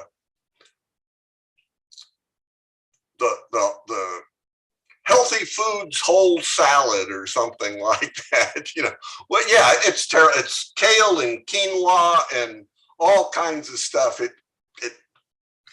It tastes terrible. It gets stuck in your teeth. You don't want it. You know, get the carrot cake with a sour cream icing or something. Could I give a quick response to Donald? Oh, please. Just shut me up. Shut me up however you want to. No. I'm not going to shut you up. I'm going to Somebody actually say something that's supportive of what you say. Choosing what you eat between the doctor and the cook. When I was in a doctor's office several years ago, the doctor says to me, "You're really a diabetic. You need to eat less and less of this." And one of the things she came to rice, and I immediately said, "Well, you know I'm Chinese, right?" and she responded by saying, "Would you rather be alive or a dead Chinaman?" And I said, "I don't know." That's a tough question. That's all. Great, Phil. Oh my God. Oh, all right. Well, on that charming note, so let's work our way to the end of this paragraph, because the final two words of this paragraph, must have been about a month ago. I did a big deep dive to figure out what that was a reference to. And I was pretty sure I knew, but I certainly didn't know the full consequences. So we're in the middle right now. Compared with animals or plants that have their instinctive automatisms and tropisms, and we know this distinction, right? The automatisms are the dynamic systems that keep you in a steady state, and the tropisms are the systems that draw you out of your current circumstances to do something else, right? So plants are more automatic in that they stay put, but they still have tropisms, right? I mean, a sunflower can turn to the sun, and a plant can grow on the side that gets the right ingredients. Animals are more tropic. Like we were alluding to earlier, we manage our dynamic systems by not just internally, but also by picking up and going somewhere else. Say sitting in this fire is burning my ass. I can think of a solution. I'm going to use my feet. Tropism, right? We can be drawn away from the excess heat. So compared with animals and plants that have those, humans have a wild card in the deck, a factor of self-determination by an ill-constrained ego and will. And this is dealing with that problem that if there was some sweet spot where the right amount of instincts could be present to keep us from, using the hammer on our own head, we went past that sweet spot in our evolution. when we were chucking instincts overboard, we sort of got a little excited and threw a lot of instincts overboard that really we would have been better off hanging on to. We're kind of a mess. And the nature of the mess, which he's trying to underscore here, and which other philosophers have tried to underscore, is that it is precisely our strength that is our weakness. This is that thing that the ancients were very good at and moderns are very bad at. Moderns think you can point at each thing and say good, bad, good, bad, good, bad. Put all the good things over here and keep them and throw out all the bad things. And we think that because we have a Christmas list concept of the world, and based on the law of the excluded middle. Things are what they are and they're not what they're not. They're either good or they're bad. And so as a result, surely we can just do a little sorting and we'll just exterminate all the undesirables and we'll be left with a pure, perfect population, says the most advanced country in the world in the 1930s and 40s, right? I mean, this is reasonable to a modern, and half of America was like, yep, makes sense to me too. It was why it was very hard to get us into the war. Roosevelt had to maneuver Japan into bombing us at Pearl Harbor. He didn't know that was what was going to happen, but he had to maneuver them into attacking us to get us into Europe to fight against Germany, because so many Americans were like, yep, seems reasonable. We'll just sort the good from the bad and, off with the bad. And now everything's good. Hooray. The scapegoat will carry away our sins. We moderns have this very primitive relationship to the tragic conditions of human existence. But if we go back to the ancients, we're reading all these tragedies where they're saying it was Oedipus's strengths that did him in, not his weaknesses. His strengths were the problem. They were out of balance with other things. The things that are good are also bad. And this is this core observation about Homo sapiens. It is our powers of reason and our ability to abstract and think about the world and model it and not be trapped in our parochial experience. That amazing, wonderful gift of fire from Prometheus is also the thing that we use to burn our house down. I mean, it's the same. It's one and the same. They're not two different things. You can't just say, well, the bad parts of us go to hell and the good parts go to heaven. The good parts are also the bad parts. This is what he's saying here. The potential for self-chaotizing or self-delusion. And self-chaotizing, right, Stephen, that's centrifugal, right? That's what he's saying there. The flying apart, chaos, the chaos of the ancient Greek military formation. When they break ranks, you have chaos, and that's how you get defeated. Or self-delusion, and of course now we're Kierkegaard, right? We're learning how to read Kenneth Smith, right? He never uses the word delusion unless you better be thinking about Kierkegaard. What is a delusion? A delusion is a state of mind in which one is not able to think what one most needs to think. And Kierkegaard expresses it differently, but that's his core point. Right, so self-chaotizing, self-delusion, this potential is incalculably higher in Homo sapiens than it is in other animals or plants. Because of this distinctively human privilege, it's our good thing that's causing our bad problems. And he's putting this in here not as a modern diagnosis of Homo sapiens, right? Remember what chapter we're in. We're in chapter 4. This is the ancient diagnosis of Homo sapiens, that our nature is the source of the good and the bad, and the good and the bad are often exactly the same thing, which is our problem. Which is thus a potential curse. Our human privilege is thus a potential curse, a disease of willful consciousness, making man into a, quote, sick animal, a sick animal. Now, if you ever wanted to see a contra-modern assessment of Homo sapiens, sick animal in quotes is contra-modern. We think we're the best animal.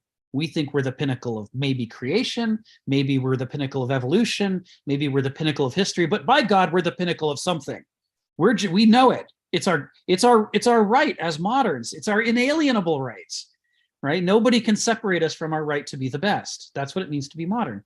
The very term modern is self-praise.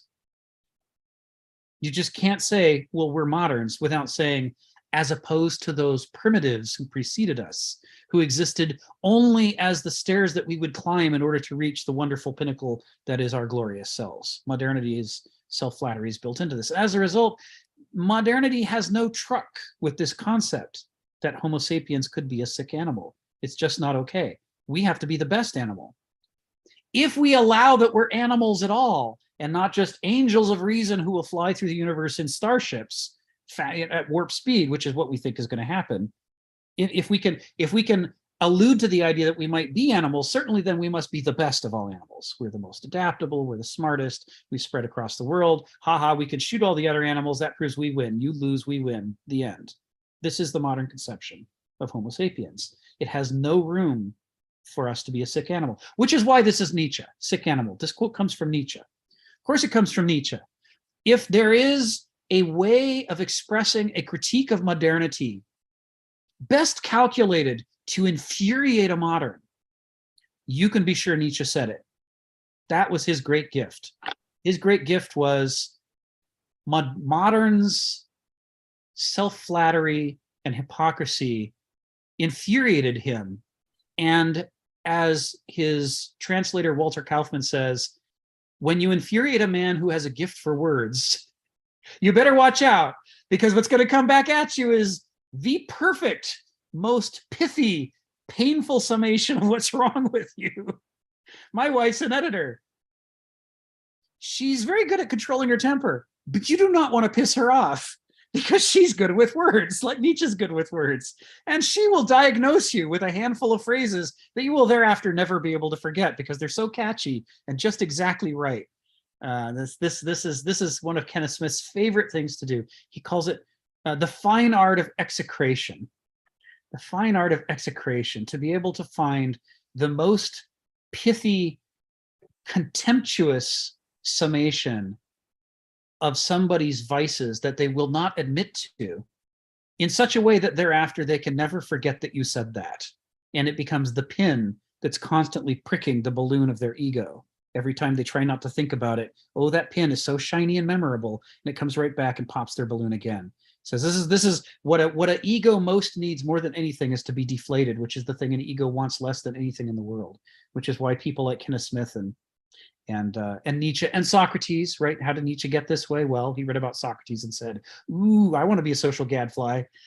There's a certain subset of humanity that watches Athens kill off Socrates and goes, yeah, but before that happened, he really needled these guys, right? You know, there's a certain subset that reads about Diogenes going through the market with his lamp, waiting for someone to ask, why on earth would you go in broad daylight with a lamp, Diogenes? He goes, I'm glad you asked. I'm searching for one honest man, and I can't find any. And all the people that he's skipping past are going, because now you can't forget it. The image of the man with the lamp in broad daylight. So a sick animal. We're going to come back to this in a moment. I'll call on Phil first. Go ahead, Phil. Yeah, I think in modern thinking, we do have this problem. I myself am caught up in it. So we do have this thing that evolution, whether there's cultural evolution or whether that's, like evolution of animals, is always so they evolving to a higher and higher level. For instance, just that one image of the caveman to the whatever, the ever more upright, so forth. Yeah. That sort of thing. So even the way we draw the diagrams, like it leads to like the top branch that's evolving.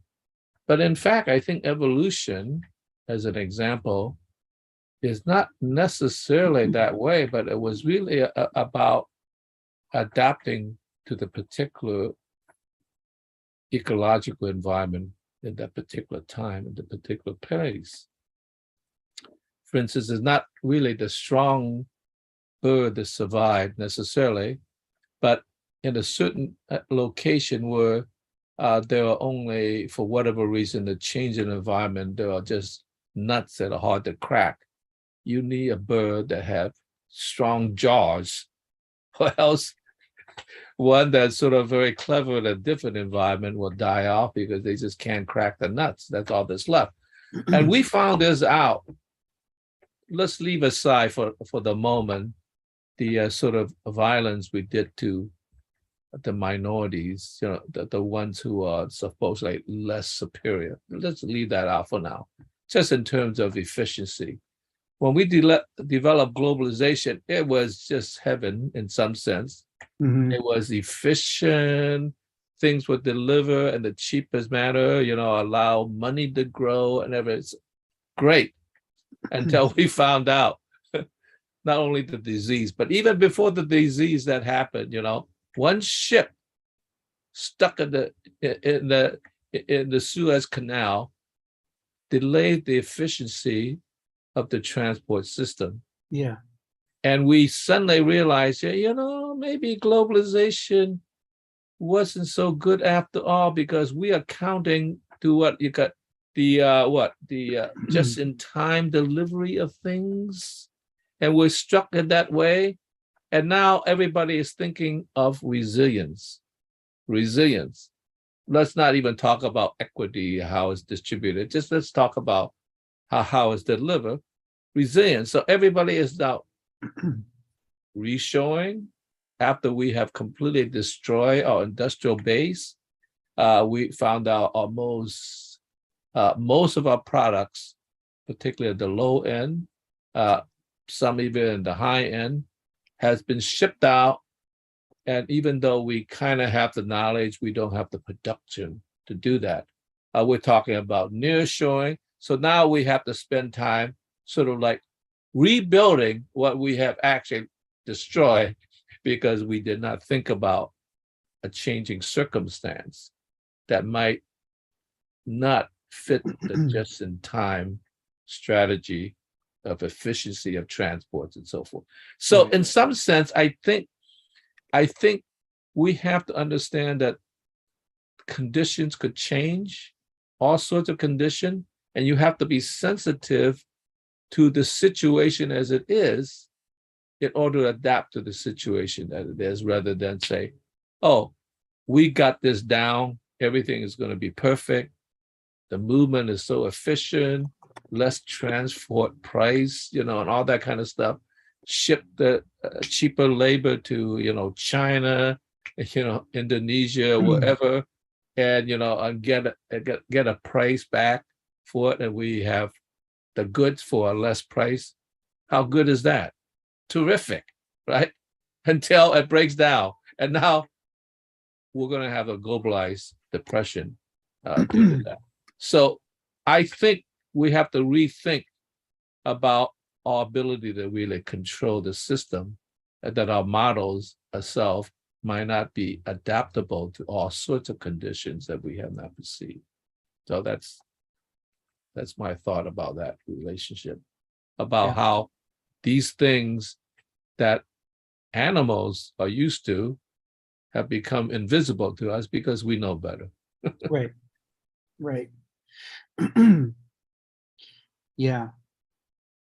You know, anybody who hasn't seen any of the series, you know, Victorian Farm or Edwardian Farm, you can see them on PBS. They're documentaries, and the documentaries are that a team of historians goes to these villages that have been preserved in the way that they used to be back in those eras. And they have to live there the way that people did back in that era. They get there with very little to work with, and they have to make the farm work, or else they will starve to death, you know, in the next winter. And so they, as moderns who are heavily educated and they think they know a lot about what it takes to live in those conditions, they have to see if it actually works. I mean, can you do it the way that they did it back then? And season after season, what they learn is those medieval peasants who we mock as ignorant knew so much about what it takes to survive that we don't know. And that things that we take for granted, you know, well, where do you get a hammer? Well, where do you get beef? Where do you get, you know, lumber to make a house? Well, you get it from the store, right? That's what you do. You go to the store and you get it. We are amazingly ignorant about the things that we need most to survive. But those medieval peasants knew how to do all those things. and you sort of, you just, what it goes to what Phil's saying, that a medieval peasant, that these people who had grown up in village life going back to about, I think, what, 6,000 BCE, back to the era when the Neolithic first spread into Europe and European village life first began to emerge. These traditions have encapsulated within that culture a shocking amount of wisdom about how to get along in the world. And the way that moderns have managed to fill our heads with all this information about computers and rockets and everything else is by using the time that those peasants used to learn what's important to survive. And we just jettison all that and say, I don't need to learn any of those things. And instead, I'm going to learn how this computer works, or I'm going to learn how to manage my portfolio in the stock market, or I'm going to learn how to figure out which patients to dump off our insurance plan so that we can maximize our profits for the next quarter. I mean, all this manipulation of the schema that we are living within adapts us to an artificial world that isn't the real world. And if anything ever happens to this artificial world, mostly we're in deep doo-doo, because we don't know how you make bricks. We don't even know where you look for the clay you would make. Even people who know, well, you make them from clay. It's like, yeah, well, where's the clay? Which clay can you use? How do you have to treat it in order to get it prepared for bricks? How do you fire it? What temperature do you fire it at? You discover in these PBS documentaries that every single thing that we think is easy about the basics of life turns out to be very hard and require an enormous amount of expertise, none of which we have. It's fascinating to watch. Donald, go ahead. There's one, I think, in that series done by the BBC where they go to France, and there's a group there that has been working for about 25 years building a castle by hand. I love it. I love that one. Yeah. I read an article the other day that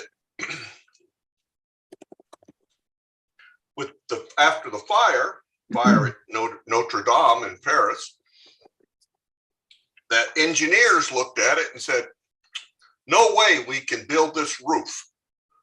This is, and carpenters from this castle went and said, no problem. That roof worked for 800 years. We can build another one just like it, and it'll last another 800 years. But you have to know, because it requires cutting the trees, and then they hand hew the core of the tree to make all the beams and fit it together. And they said, we don't have enough people, but we can train carpenters to rebuild Notre Dame using technology from the 1200s. So it will be done well. Yes. So maybe these people should all get into historic restoration instead of farming or something, you know. No, but it is interesting. The one on the castle is fantastic because, oh yeah, you know, to work wood, you need iron or steel, you know. And where do you get that? How do you make iron? Yeah, you know, you got to find ore. You got to learn how to make charcoal. Right. And you got to learn how to make bricks to contain the forge. Like, oh my God. And leather working for billows and stuff like that. Yes. And the people that do this, it takes them years. And so you kind of get this, I'm from a family of bakers, or right. I'm from a family of brickmakers, or yes. I'm from a family of blacksmiths, or all I do is make nails. But it takes me 10 years to learn how to make a decent nail. Right. We think it's easy.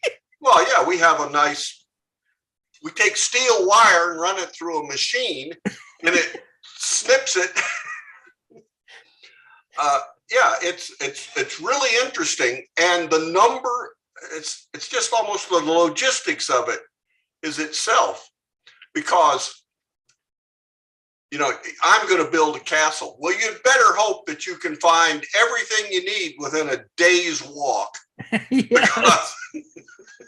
or at least a lot of what you need. Yes. You know, it really, those are, I think I watched a lot of them on YouTube, but, Yeah. but You they can see them were, on YouTube. yeah, they are well worth it. Great, Yeah. great thing. And it does have modern application. It You know, does. I mean, the doomsday preppers, they go back to about technology of the early 1900s, perhaps, to depend on things. They've laid up great amount of good steel. Uh-huh. You know? Uh-huh. Yeah, they're Yeah. missing the basics. Yeah. I can't remember anybody who hasn't seen these, you know, all this philosophical discussion we're having about the difference between, you know, gnostic information, which is very closely related to reality, versus noetic information, which is very abstracted and disconnected.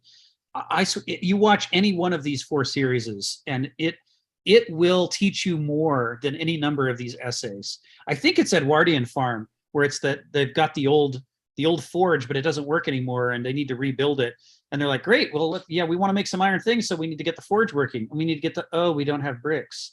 And you're like, oh yeah, we're going to do a whole episode about bricks. You got to learn how to even make bricks before you can make a forge, but you have to make before you can make iron, but you have to do before you, I mean, this like the level of how far back do you have to go to build the basic technology?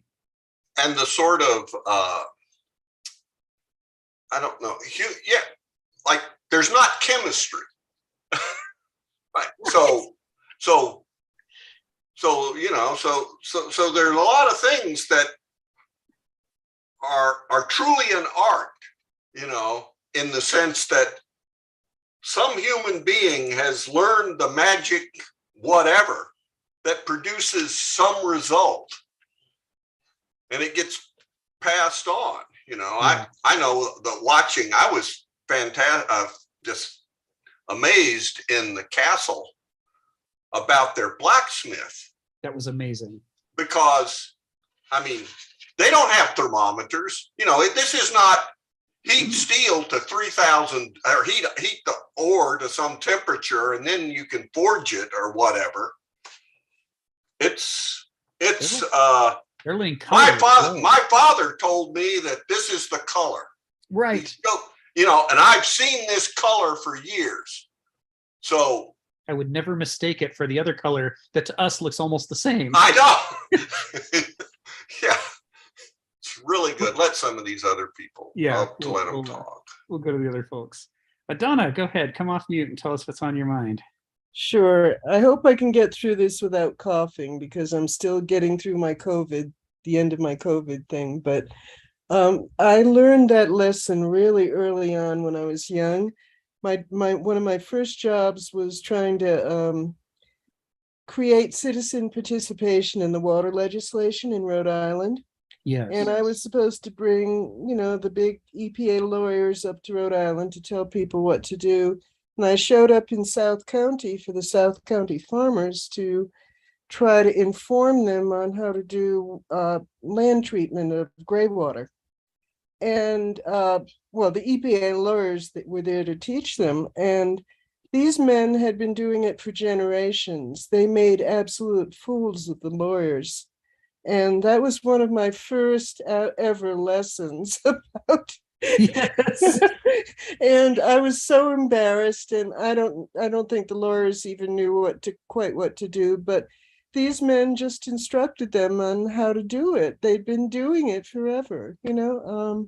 Yes. I made it without coughing, so now I'm done. Well done, Donna. Okay. Yeah. It's astonishing. You know, there's a Japanese television network. I can't remember if it's called NHC or something like that. And they have enormous numbers of little micro documentaries. They're like 5 minutes long or 15 minutes long. And what they do is they like travel around Japan and they go find people who have different lines of work and they spend time with them finding out what is it they do and how does it work and what's it like to, they went to one guy who was growing peaches. He had peach orchards in Japan in a village. And they went in there, and it turned out that the process of growing peaches is incredibly complicated. The way they have to lay out the rows, how wide apart are they, and why, the way that they bend the branches as they grow to create the structure up above that hangs the peaches down to exactly the right height. And it was something like his dad was one height, but he was a different height. So after his dad died and he inherited the farm, they had to gradually, over a process of a decade, retrain all of the trees so that they would be, the peaches would be within reach. And he's like, you think it's a little thing, but when you're going through thousands of peaches to harvest, if they are out of reach and you're having to move ladders around, you know, you want to see how this destroys your ability to get it all, you know, they're only going to be right for a little time. And if you're dithering around, erecting ladders and tearing them down and putting them up, and you're not going to make it. Peaches are going to be dropping off and rotting. So, you know, he goes through all these little details and you're like, it's shocking to realize how much intelligence goes into even the most ordinary things that we take for granted. I find, you know, watching these kinds of documentaries is incredibly educational. And as Donna pointed out, yeah, you get into one of these industries where people have been doing this for generations, and you're going to find out there's a reason that these people could do it for generations, because there's so much to learn, so much to master and know, that to outsiders, it's just invisible. They're just not even aware. Geneva, go ahead. Yeah, what you're talking about is something that Phil and I heard last week at the Hegel reading. And he was saying that just because everybody has fingers and eyes and hands and a last, that not everybody can make a pair of shoes. And Right. his argument was relative to philosophy, which always makes me stop and think, well, should I actually say anything, because I don't really know what the hell I'm talking about or not. But also, you mentioned that your wife is an editor, and I too am an editor for a independent publishing company. And boy, I mean, I've also am a writer and have been learning to write for the last decade at least. And I still don't think I'm there, but you edit for an independent publishing company, and you see that so many people think, oh, well, you know what? I have an idea. I have a concept. I'm going to write a book. Right. And then you're editing this stuff and thinking, oh my God, you know, it's like McKee is one of my favorite books to read, his book on, and it's like, have these people ever read a book on writing and what you need to do? You don't just sit down and put words on a page. That's Right. not how it works. It takes years to learn the techniques and how to make an idea into a plot, and how to make a plot into a story. It's like, you don't Yes. just put words on a page. But yeah, this all just makes so much sense to me. I mean, Hegel says it, Smith says it, we're seeing it. Yeah. It's pretty incredible. Yeah. Thank you, Geneva. Yeah, this is the thing, you know, we've talked before about the metaphor of med students and how they are learning at a pace faster than maybe they ever will again in their life. They're immersed in this relentless classes, you know, things that they've never thought about before every day are striking them, and they're having to take it in and adjust their worldview. And yet, even though they're at the height of their powers in terms of their intelligence and learning, in a sense, you would never want to let them near a patient yet. They're not ready. They don't have the experience. It's like the difference between experience, the gnosis, the begriff that Hegel talks about, of where life has beaten the nonsense out of you and beaten more of the truth into you. Even the things you never wanted to think, now you know. You've got it. The level of understanding that comes through that kind of experience is of an entirely different quality than what happens from just being smart. Smart people without experience have some of the stupidest ideas, because being smart, they can make them more elaborate, right? A stupid person's stupid idea is pretty simple, but a smart person's stupid idea can be really elaborate. It could be really persuasive. And this is, of course, what the Arab scholars were saying in the early Middle Ages when they started testing claims of different philosophers, and none of it came out true. And they're like, how can it be that these are the best writers we've ever read? They're the most persuasive. They're the most amazing arguments, and yet they're totally false. How can they be so smart and so wrong at the same time? You know, and this is that breakthrough in history where we start to discover science. and why it is that you have to tether noesis to gnosis. It's just Verstand is not a safe state of mind. Free-form intelligence detached from reality comes up with the worst, the very worst things. And that's what he's talking about here. And it's why it's part of what's so reassuring about watching, Edwardian Farm or Secrets of the Castle or these NHK documentaries is they're focusing on people who have been doing something for a very long time and they have a lot of experience and are very good at it. And it reminds you that the world is not only full of airbags, full of, their ideas about how the world works. It's also full of people who are immersed in crafts and arts that have been going on for generations or thousands of years, who don't have anything like the theoretical framework to be persuasive, but are right about a lot of stuff in their area that they've been immersed in. It's a consolation, really, when you watch this 15-minute documentary about a Japanese peach farmer and you see all the things that over centuries they've learned about the best way to grow the very most delicious peaches.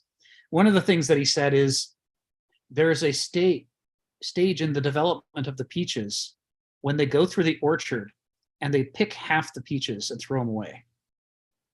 And it's before they fully developed. And he says, it's true, if we didn't do that, we could sell more peaches. But we have discovered that if you cut the number of peaches on these trees in half at this stage in the development, the trees pour everything they have into the remaining peaches. And they are the sweetest peaches you've ever tasted. You simply can't do that if you're trying to maximize the number of peaches. And they learned, yeah, we can charge more for these peaches, but we could make more money if we just sold the inferior peaches in a greater number. But it's not worth it. There's plenty of people out there who will sell the crappy peaches and go buy from them. But we're the only ones that are willing to cut our production in half in order to produce the peaches nobody else can produce. How do you learn that? Well, you certainly don't learn that in business school. You don't learn it off of a spreadsheet crunching numbers. The only way to learn that is through trial and error over a long period of time. And it is heartwarming that there are people who have devoted their lives to that form of learning in the world. It gives one hope, right? To be a sick animal is not to be a dead animal.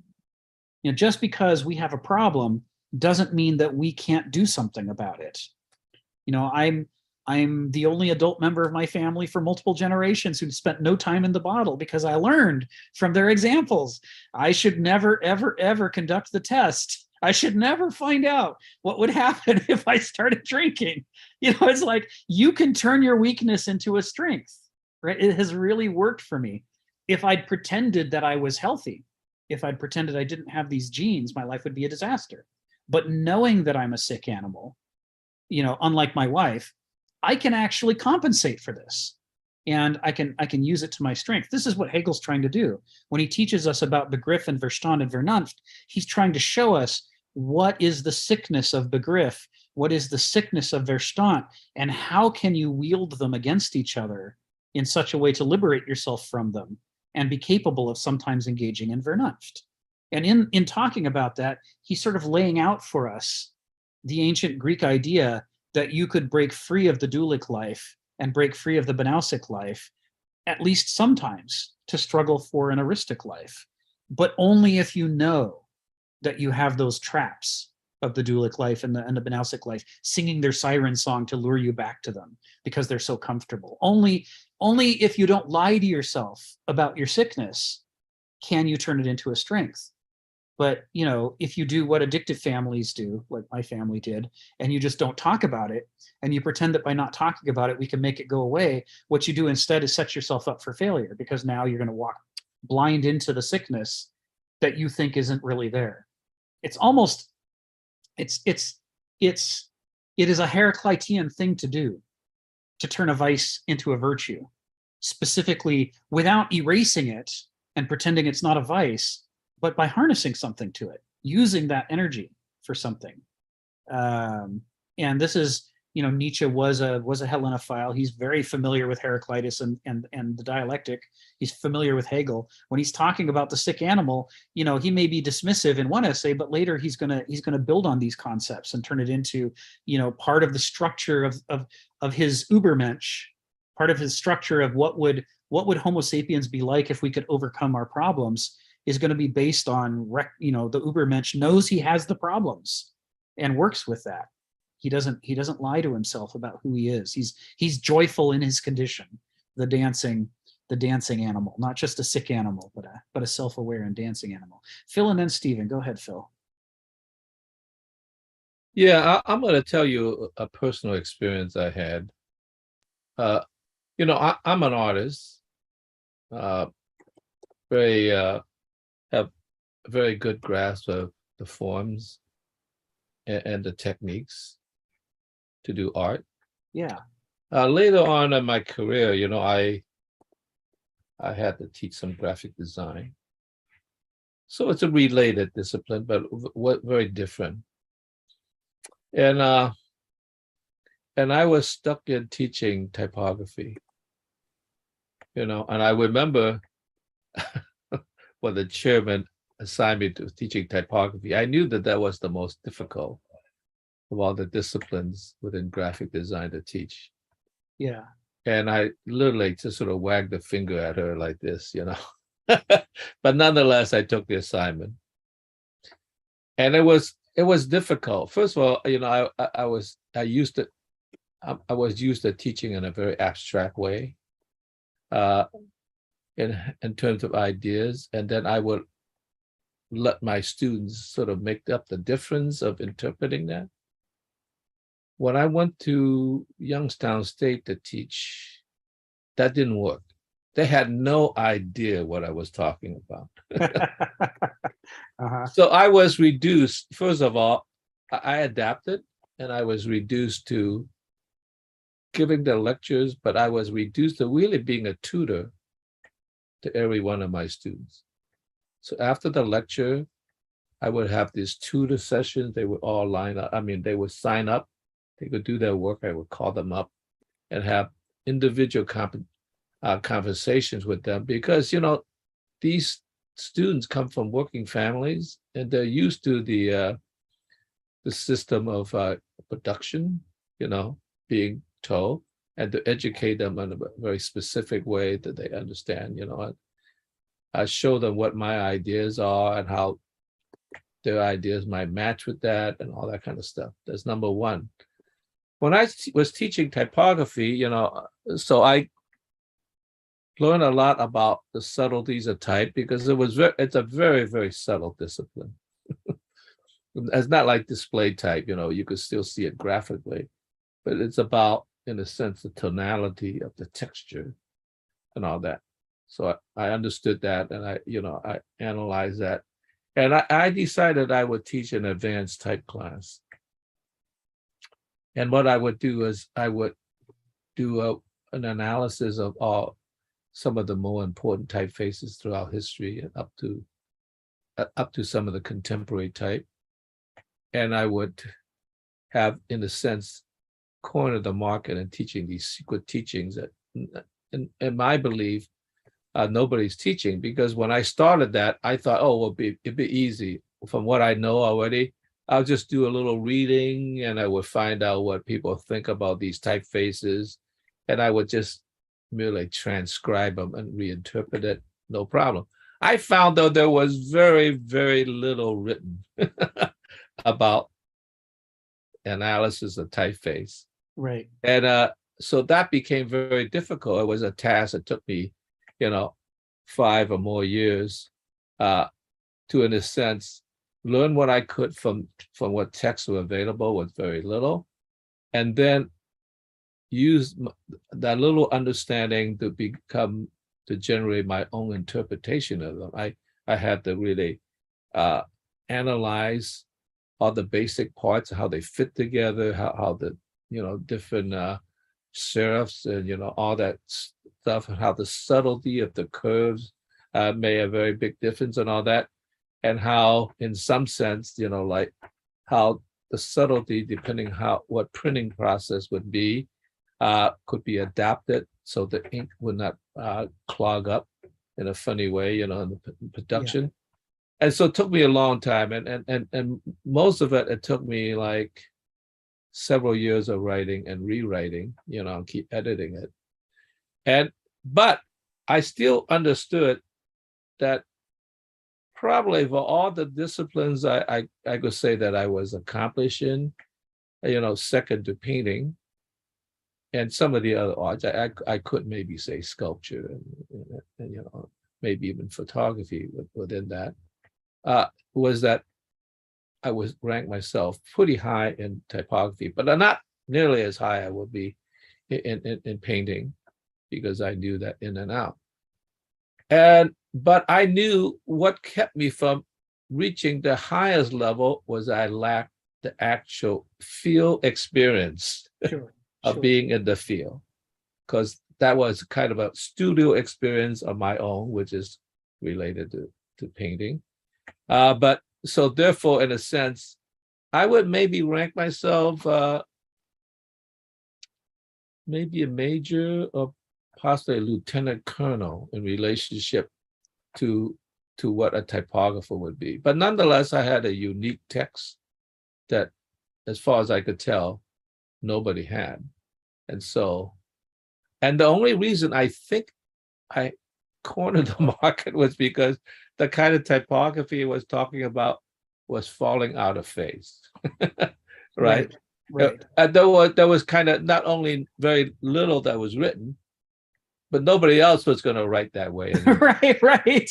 There's a technology because it was all happening. Computer type thing, right? That's right. So that was interesting. So in a funny way, I was teaching also a kind of something that was going to fall out of history, but I still think it was worth it for people to get the subtlety of the tonality of what a chorus sounds like, when you listen to it, how that influences your sort of like relationship to this sort of feeling it generates on a subtle level that supports the tonality of the article that you're going to write. And so that was very interesting. And so I think the field experience is an important factor. Yeah. I think if I had the confidence of, let's say, being a master printer for several years, and then actually experiencing that, I might rank myself higher because I put a lot of effort into it.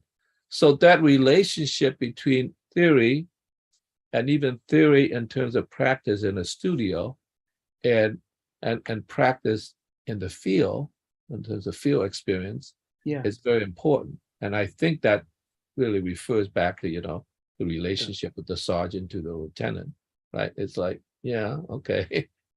He studied all the theory, but but he was never in the field. So I think that's important to see those two things work together.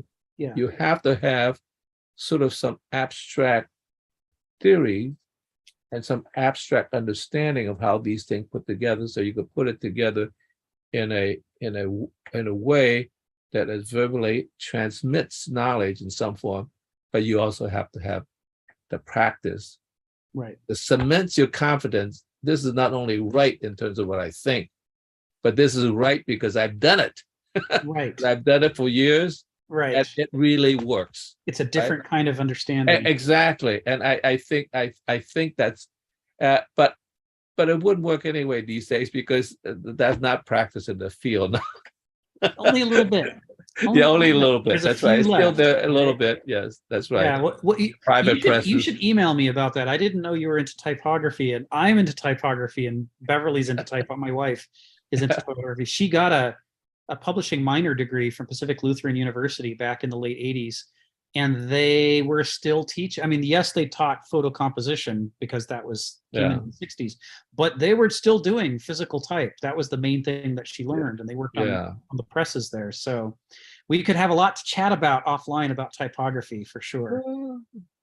Because my text was never published because I might be willing to share my text with you. That's a private text. It's an abiding interest of teaching mine. Phil Chan. You are So- definitely singing to the chorus here, because I'm really into typography. All right. So yeah, That's a private story between theory and practice. that's right. That's right. Thank you, Phil. Stephen, go ahead. Oops, sorry. I just muted you by accident. Oh, okay, yeah, I was going to say that being a victim of your own success is, again, the problem the world is facing now, that post-World War II, we've had the American 90 years. Yeah. Only the British were smart enough to have the British century. The Americans, unfortunately, they could only make 90 years. But Right. this is the thing, back when I was a kid, you know, the population of the world was 3 billion. And they were screaming out, there's all these poor people dying in these other countries, you know, we need to provide them food so they can survive. And over the years, they've done it very well. They've got a very good system now. The petrochemical revolution created the green revolution, created, you know, all the fertilizers and all the fuel for the trucks that could distribute the food. And yeah, by a certain point, it becomes so easy to feed hundreds of millions. Mhm. You know, organisations like the UN had got that going, but then they became victims of their own success. A country like Honduras from the 1950s now has 6 times the population it had then. And that's not including all the Hondurans which are in America.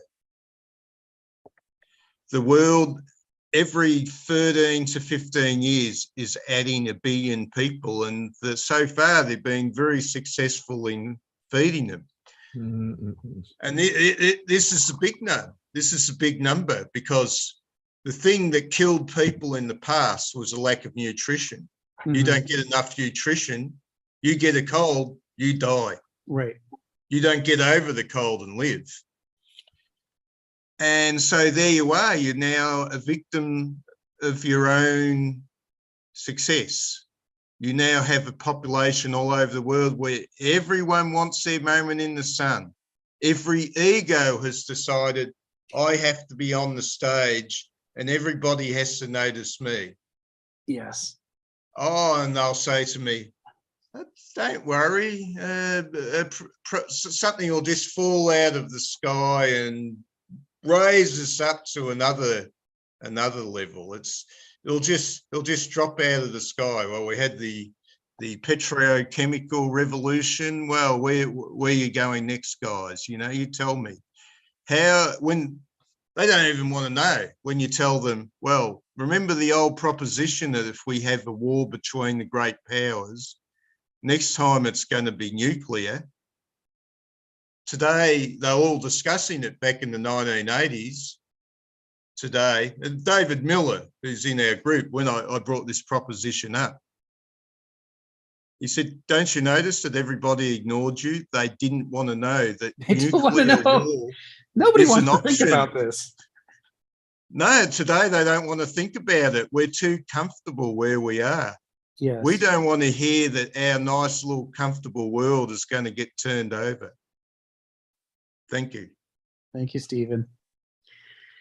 Yeah, this is that foreground background thing that noesis is so good at. We can just erase from our perception any uncomfortable facts and just we shove them back as background and we pull something else to distract us as our foreground. It's a survival strategy. You know, in families with child abuse, everyone in the family learns not to talk about it.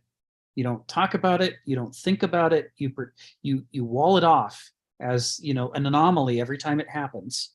And by doing that, you make yourself comfortable in the sick circumstances. You adapt well to circumstances that should have been changed instead.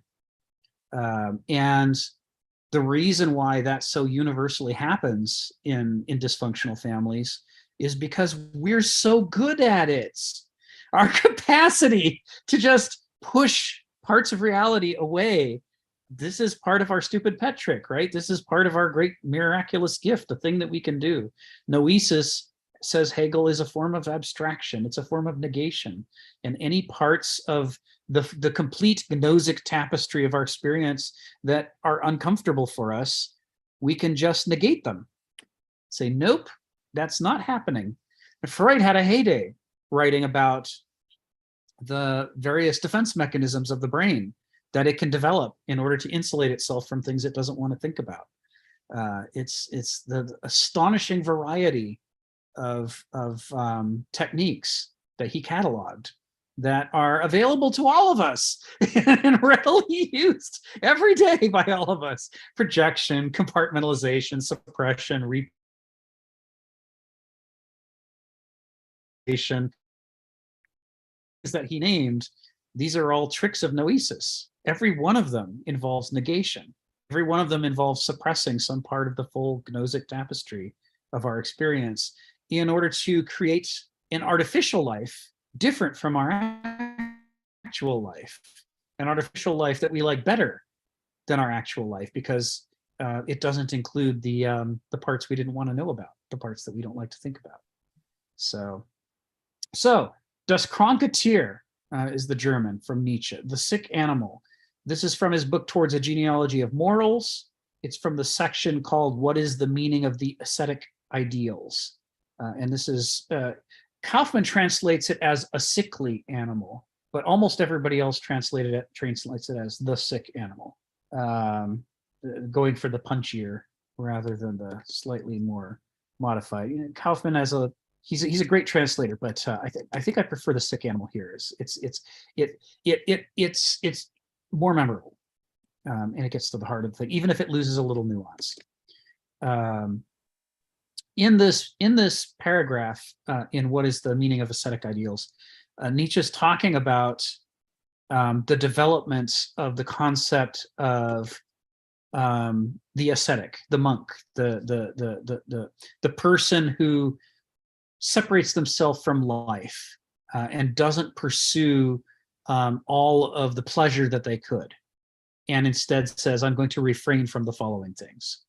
Like my decision not to experiment with alcohol after my family's track record is specifically an ascetic choice, right? The natural choice, going with what I want, would be to put the thing in my mouth that makes my mouth water when I smell it. This is the animal thing to do. I should be upending it, and consequences be damned. But the ascetic approach says, I'm going to choose some things that I desire and separate myself from them. And in doing so, you can see that in the ascetic life, there is an enormous amount of noesis involved. This is a Verstand thing to do, to negate some part of experience. And he's talking in this essay, he's talking about the problem of suffering. And that part of what's interesting, there were ascetics before Christianity, but for sure, the early centuries of Christianity involved an explosion of ascetic disciplines and monasteries, the monastic traditions that developed. All of this stuff it sort of exploded and was given official sanction by the Orthodox Church as a safety valve. How do you deal with all these people? How do you deal with the mismatches between your theology and reality? How do you deal with the variations in theology among the people, in your church? You can't just exterminate everybody who has the slightest difference of opinion. So you start making little sects and branches, and you give them places to go, and you say, well, maybe you can't preach to the people because you're not preaching precisely the party line, but you're close enough and you're important in other ways. We're just going to channel you off into this Benedictine order, or you're going to get channeled into this Franciscan order. Oh, what's that? You think animals have souls too? Yeah, why don't you go be a Franciscan? Stop preaching to the people. I don't like really where this is going. But I can't deny that you're, trying to be sacred and trying to be Christian. So off you go be a Franciscan. It was a really important part of the structure of the medieval epoch that there was this channeling, and some of the channeling was very world denying, very ascetic. You got the Cenobites, who would go live in their cave or go sit up on a pillar by themselves in the desert. People would bring them food from time to time, and that's how they would live. And Nietzsche explores this in this essay in Towards a Genealogy of Morals, and he's talking about what a strange thing that is and how rarely you would see that in the ancient epoch. that people, when he writes a lot about the Greeks and how their zest for life, was one of their characteristics. You didn't see a lot of ascetics among the Greeks. You saw maenads dancing wildly and, in drunken revels and, tearing apart any man who intruded into their area, and people afterwards going, yep, he shouldn't have gone there. But, we're not gonna prosecute these maenads. This is all our sisters and wives and mothers and what they go do once a month off in their little maenad festivals. That's, if you go there, you're infringing upon the sacred, and, their appetites are their appetites, and they are what they are. He talks about, how in the Iliad and elsewhere, the Greeks would celebrate the savagery of warfare. And, we look at the savage part as the unpleasant part. We talk about the need to protect our borders and do defense. We have our legitimate interests. We have all these noetic reasons for war. And Nietzsche says, and that's why a modern can't understand an ancient. Because, yeah, sure, the Greeks had those things too, but the Greeks also like chopping people into little pieces with sharp iron rods. They say so. And when we read that, we think, oh, he must have been in a bad mood, or, oh, he was possessed by Ares, or, and the Greeks are like, no, when somebody pisses you off, it feels really good to chop them into little pieces with an iron rod. And we're like, okay, I'm going to turn the page. And Nietzsche says, no, go back to that page. You need to understand that they are not like you in some sense. They're from a different epoch, and they have a different value system. And in their value system, you don't shy away from the experience of life. You celebrate it. The experience, the immersion in life, the immersion in your feelings, the immersion in your sensations is a major component of ancient religion in a way that it wasn't in medieval or modern religion. We cut ourselves off from that. And so in what is the meaning of the ascetic ideals, Nietzsche is exploring, how did that happen, that rupture? Why? How could there have been this change in the development of our modern sense of what's moral and what's not moral, where, in certain centuries, we're out there, if you defeat a city, that's, by Geneva, see you next time. If you conquer a city, if you're ancient Greek and you conquer a city, part of the payoff is now we can tear down the walls and murder all the men and rape all the women and sell the women and children into slavery. Hooray! This is the celebration at the finish line, right? Why would you even go to war if you couldn't do those things? And he's just saying it's hard for us to understand, but to an ancient Greek, that's part of the point of doing it. That there is a part of us that, when enraged, wants to inflict itself on others. And a modern says, well, that has to be tamed down because, that's the subjectivity getting uppity. You can't let your subjectivity rule you. You have to stamp it down flat and then lock it into a little cage and never let it out, and occasionally throw it some scraps, but that's it. And if anybody says, do you have a subjectivity in your basement? You have to say, absolutely not. I'm an angel of reason. Shut up. I don't have a subjectivity. You have a subjectivity. This is what a modern does, right? I am more rational than thou is how we do it. The idea that the Greeks, instead of locking their subjectivity into a cage and lying to each other about whether they had one, would instead revel in it, including the gross parts. That's like, for us, that's just really, really uncomfortable. So he digs into this and he says, so what is the point? Why would people do this? And he says, well, his argument, and he doesn't use the words because he's writing before Gilbert Murray. But if you read Gilbert Murray and think about his final chapter on the 5 stages of Greek religion, when he talks about the loss of nerve, when the ancients gave up on the ancient ethos because it wasn't working and they didn't believe in it anymore, and they turned to Christianity as an escape from the existentialist worldview that they'd had before. Gilbert Murray talks about that. In some sense, this essay, Nietzsche, ahead of time, is explaining how and why that happened. Because Nietzsche's saying what happened is, if you live a life that is entirely gnostic, entirely immersive, you have a problem of meaning. You have a problem of meaning.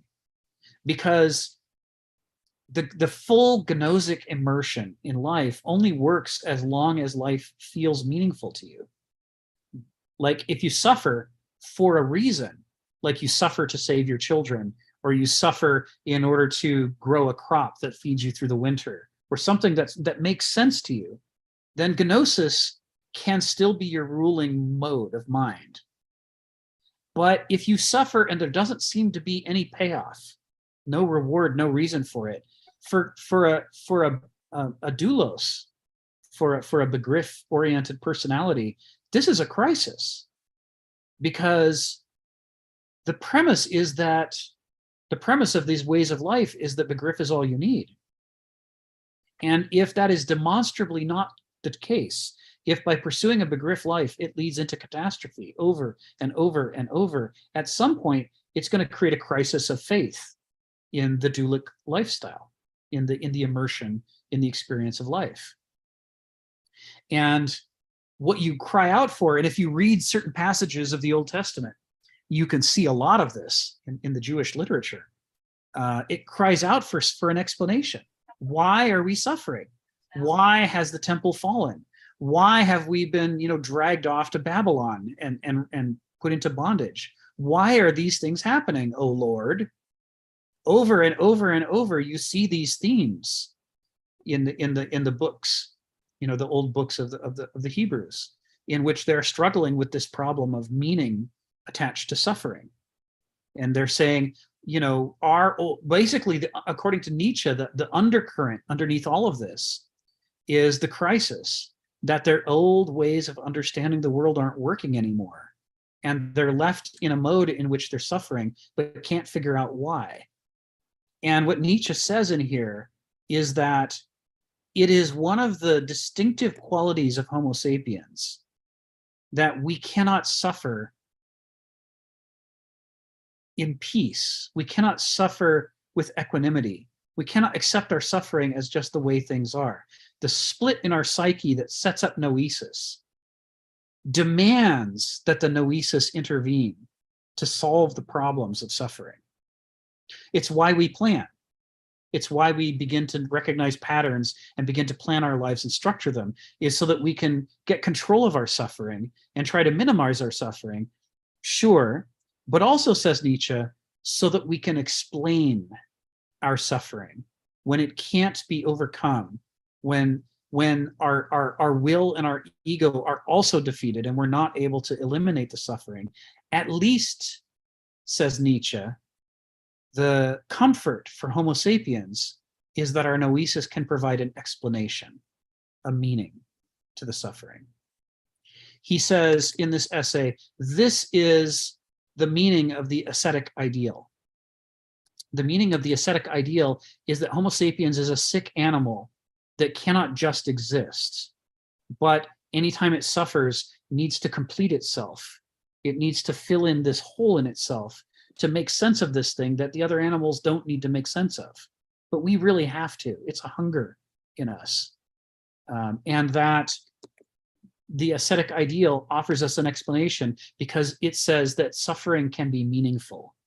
You can suffer for a greater good, for a greater cause. You can suffer for things that are tangible but deferred, like next year's crops. But you can also suffer for things that are intangible, like salvation. He says this was the alchemy that the Greek Christians performed to eventually persuade the entire ancient population to become Christian, is that as the Greeks were finding their civilization collapsing around them, as they found themselves, in bondage under the Romans, and then said, okay, well, maybe we can make this work and we can be subjects of a greater Roman Empire. But now Rome is falling apart. What the hell? All of their explanations are collapsing around them. The Christians could say, yeah, it's because you put your faith in the wrong thing. The meaning is not to be found in Rome. It's not to be found in the Hellenic Brotherhood. It's to be found in God. And God won't ever collapse. And so you will always have a tether to meaning. You will always be able to transmute your suffering into something significant. And so you'll never have to experience that most painful of all sensations in Homo sapiens, which is meaningless suffering. It's a fascinating article.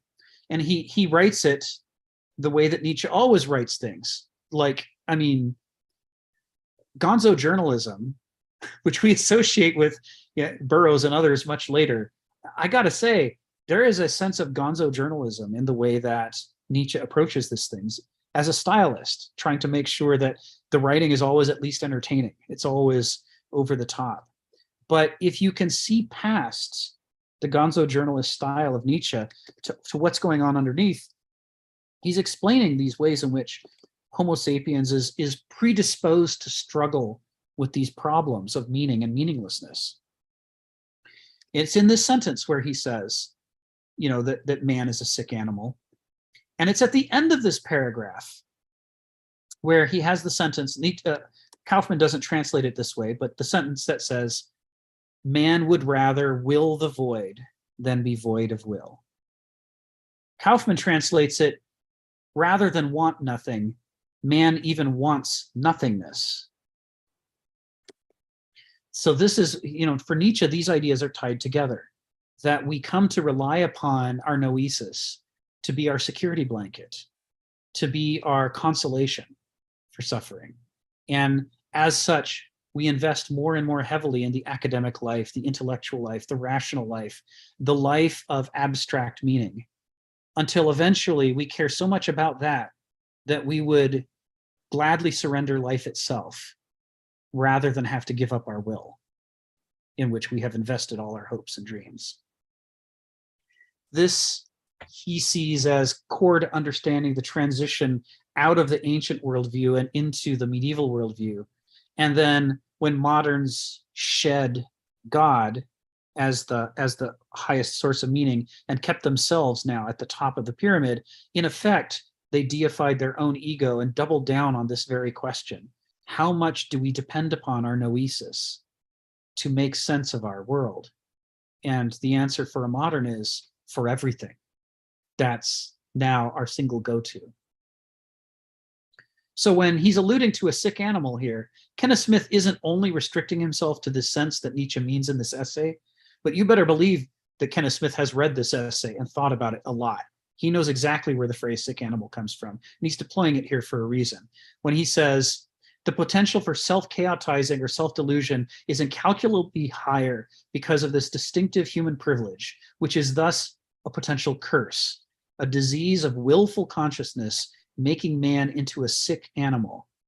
He's alluding to the way in which we attach ourselves to our will so strongly that it detaches us from gnosis, detaches us from reality and our wants and needs, and makes us able to be completely confused about what's good for us and to pursue with the greatest passion the things that it would be better if we avoided, like the plague. Phil, go ahead.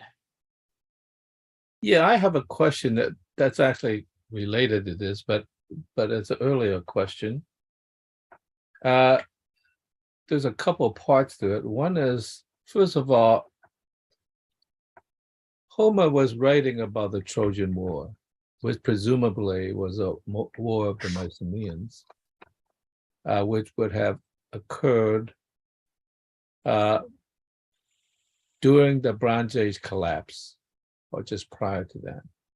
So that would be like, I know 1170 BC is the date that it collapsed, but there must have been a period before that. So let's say 1250, what was maybe about the time that it worked. And then the reason I said that there was a whole period of dark ages, that ran probably like 800 years before, and then what emerged was the Dorians and the Ionians. And so the first question is that, are the Mycenaeans Greek? Number one. Okay.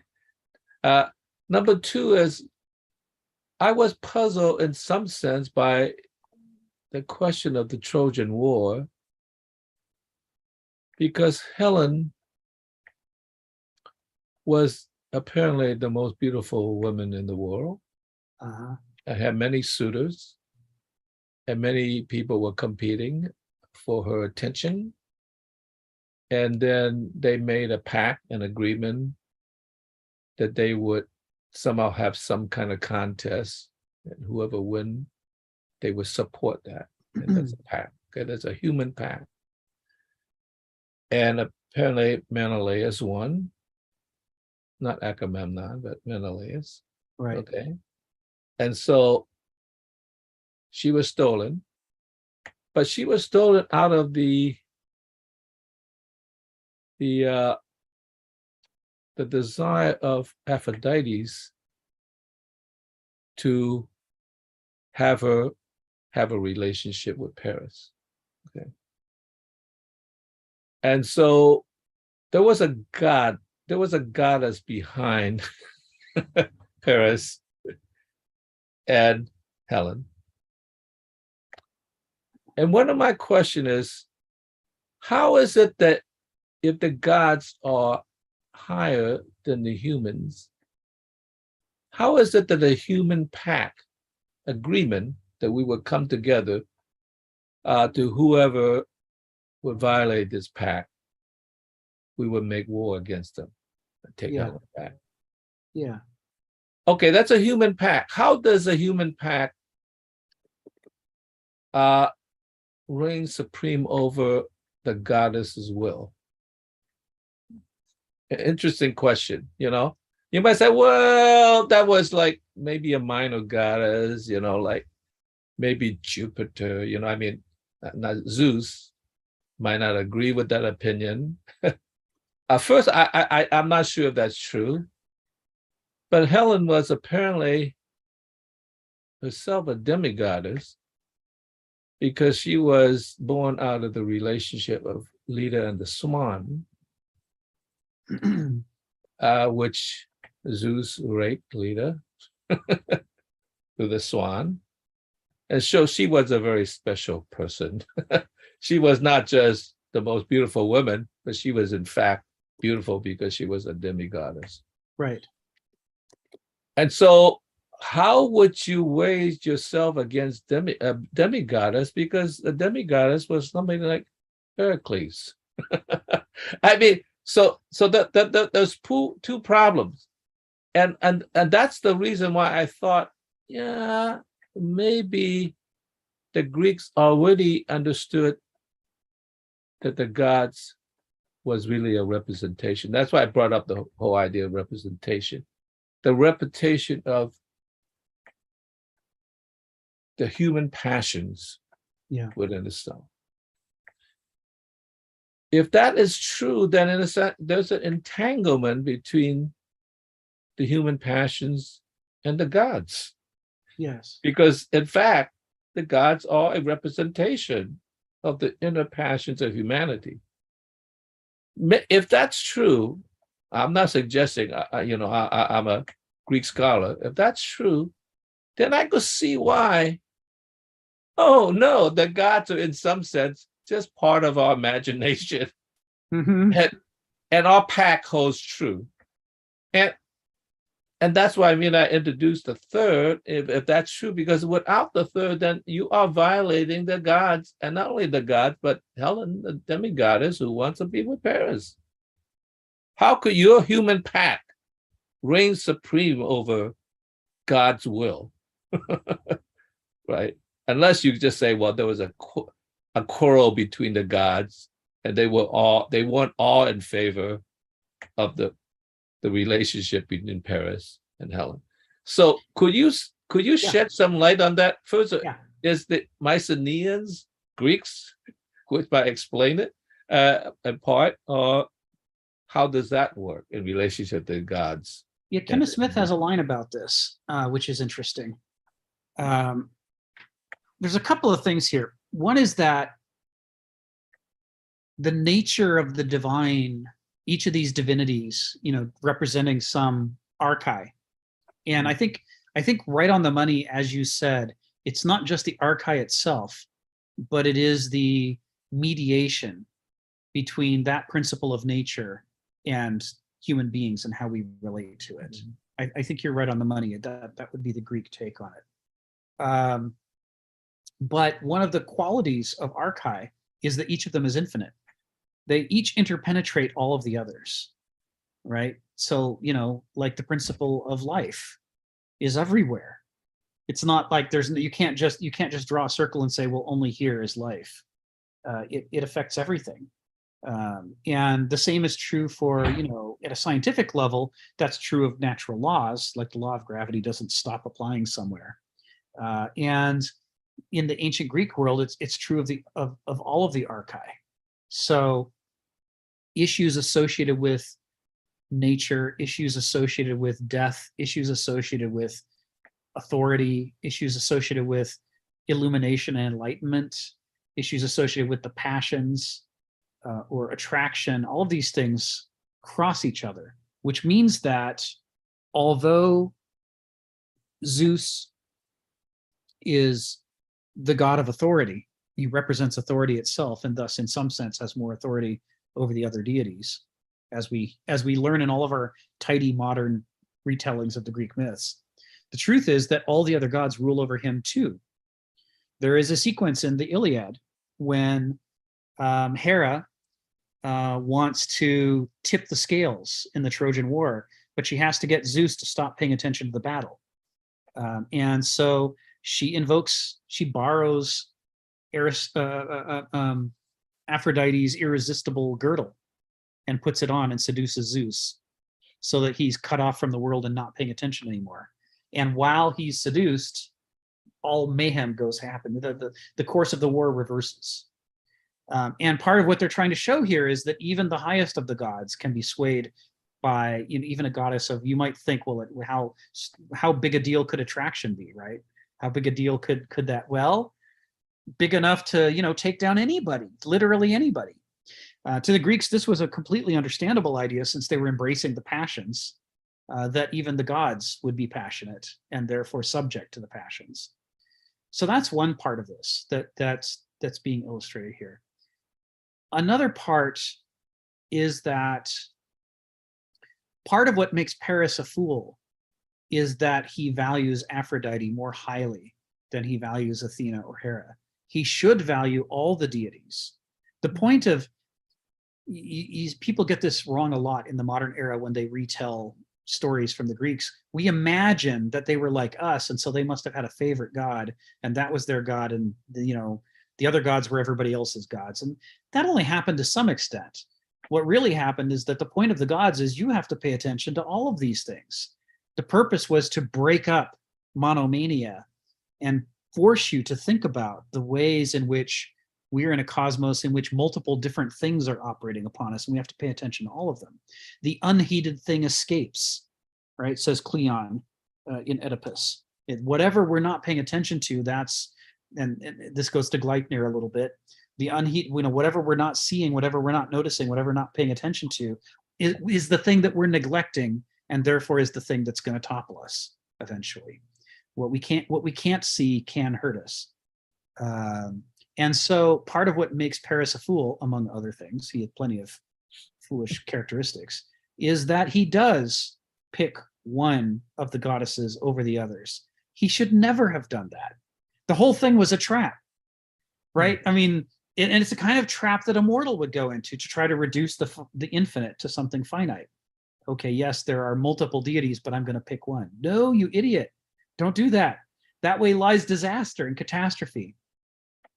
But when it comes to the issue of the oath that they swore about Helen,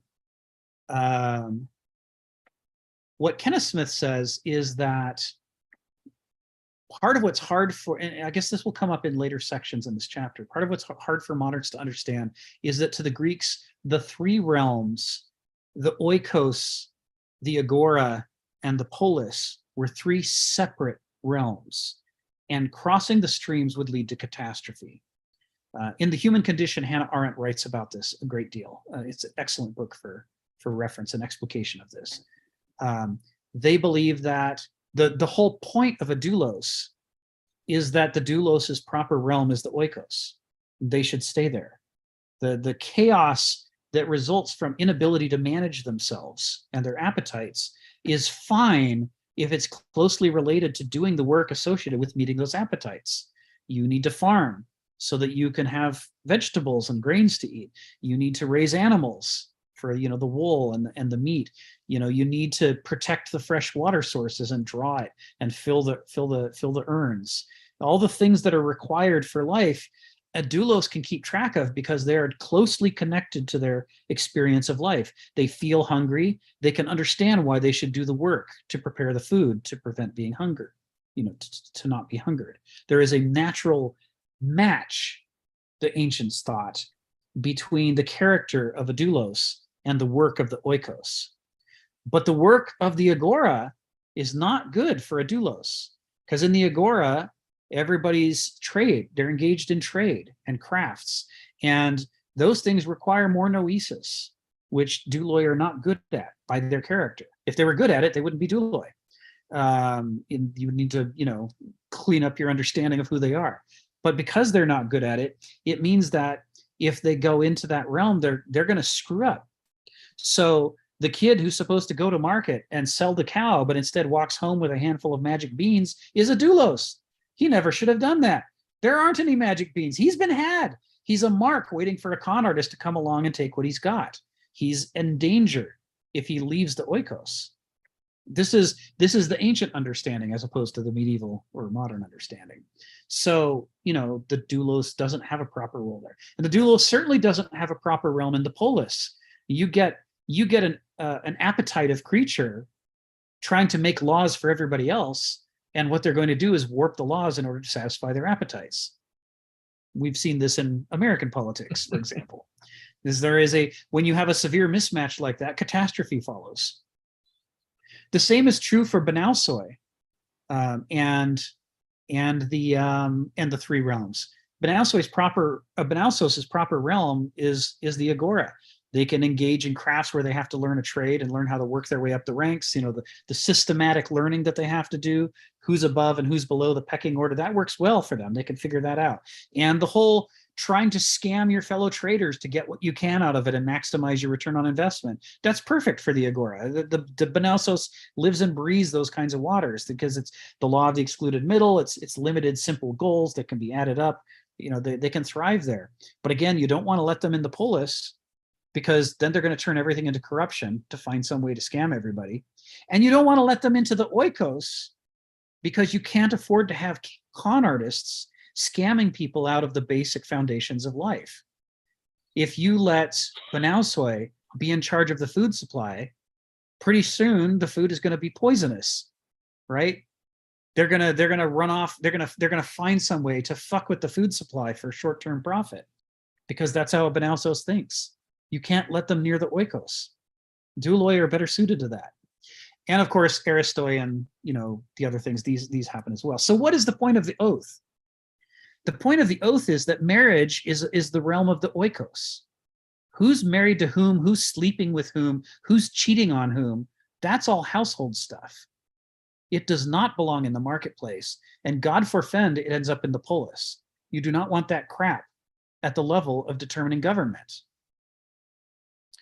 But they had a problem, because this private realm quality, her attractiveness, was turned up to 11. It was infused by the divine because she was a demigoddess. She was, child of Zeus and Leda. She was not, her beauty was infinite, not finite. Her attractiveness was infinite, and it posed a hazard. The Greeks were going to kill each other over her. They were going to destroy each other. It was warping everything. She was a gravity well, like a black hole, sucking in the structures of Mycenaean society, and they were going to fall to pieces. So what was the solution? Well, what you have is the man who is clever but not wise, right? You have Odysseus, and he comes up with a clever solution. And the clever solution is, we will do an oath before the gods. So it's an oath that cannot be broken. It's an oath in which we lose everything if we win Helen. So we have to agree not to. And the way we make it work is all of us will team up against anybody who dares to break up the marriage of the person who won Helen. And in so doing, he felt like he had saved Greek civilization, because now they wouldn't fight over Helen. But what he had done is harnessed the politics, the relations between the city-states, to a domestic relationship. And to the Greeks, that's like making a deal with the devil. That's like saying the way we're going to save this church is by signing away the souls of all of the people in it. I mean, if we told a story of people selling their soul to the devil, we would all understand what that meant. But the Greeks wouldn't. They're like, who's this devil? What are these souls? What is, I don't know what you're talking about. But to the Greeks, pinning the future of all of these governments on a marriage and a domestic arrangement, such that if anything happened to that, it would damage the entire Greek civilization. That is something all the Greeks understood, but that we don't understand. Why they all see it as, oh my God, the catastrophe is right there. This clever solution set up the entire collapse of the ancient world. Any ancient would see this and go, uh-oh. Right? To them, it's visible in a way that it's not to us. So that's what Kenneth Smith says. He says, you know, the great heroes of old solved a short-term problem posed by this divine being in a way that in the long term destroyed their civilization by pulling everybody into a dispute that should have remained private. I mean, if Paris and Helen sleep around, Menelaus needs to deal with that. What needs not to happen is to have the entire Greek armada sail across the sea and get engaged in a war that destroys the ancient world. That's what you don't want to have happen. But because the oaths bound them through their, you know, to the gods, it wasn't that the gods were bound to this thing. It's that the mortals bound all of their countries via the gods to this marriage and its success. So again, this is that issue of, you know, and I'm sure a medieval looking at this would read something entirely different. The sins of women and how they, you know, there's plenty of ways you can work Eve and Adam into this whole arrangement and turn it into a, you know, an allegory that reinforces the importance of God, which would be the medieval approach. Each of these epochs is looking at the world with such alien lenses that the most important things at stake in a story for one epoch are completely invisible to another epoch looking at the same story. We just don't see that. What's the big deal? Well, thank you for the explanation. Thank you. Glad you raised the question, because that's great stuff right there. Thank you. So yes. So, oh yes, Stephen, go ahead. Come off mute. Oh, this might upset the Americans amongst you, but 40 years ago, I was talking to a guy who used to be, you know, as Australian. Of course, he'd been fighting in the Pacific with the Americans. And this is back in the 1940s, and he was pointing out that the consumer society had become so advanced in America that it was a shock to even fellow Anglo-Saxons like the Australians. Yeah. They had so much stuff, so much equipment for doing things. But he said in places like New Guinea and that, if they didn't have that equipment, they were in trouble. They had all this great equipment, but they had lost the ability to survive without the equipment. Right. Right. Yeah, these prostheses, right? This is one of the things Kenneth Smith talks about a lot. John Dewey talks about thinking and modes of thinking as tools. He says part of his utilitarianism, part of his pragmatism, is that he saw, you know, ideas as merely tools that you pick up and put down. And Kenneth Smith is all over this. He wants to bring the man with the hammer critique and say, John Dewey couldn't be more wrong, because the things that you think about they change you. You can't, when you pick up the hammer, you are a changed man now. Everything starts to look like a nail. And the longer you hold and wield that hammer, the more you warp to become a creature of the hammer. Like Gollum in The Lord of the Rings becomes a creature of the ring, because he can't stop thinking about it and worrying about it. It becomes his focus. It's his mode of interpretation. And so, you know, Kenneth Smith says the dialectical existentialist tradition says not just a mental tool, but a physical tool as well, or a mode of life. When you pick it up, it changes you, right? If you always use a certain prosthesis, then the physical and mental faculties that you had before you used that prosthesis will atrophy. because the prosthesis is now doing the work that used to build up those faculties within you. We learn by doing, and we maintain our capacity by doing. So when we stop doing something, that capacity begins to wither away. And you see this. It's part of what's interesting about camping. I've been a lifelong camper. And the more you deprive yourself of these prostheses, the more it makes you exercise atrophied parts of yourself and redevelop them again to learn, well, where am I going to get fresh water from?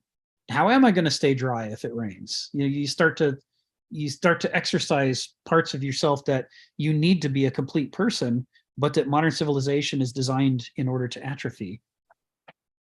Because, and this is part of the critique of modernity that moderns don't particularly like to think about, speaking of things that you would like to make go away by not thinking about them.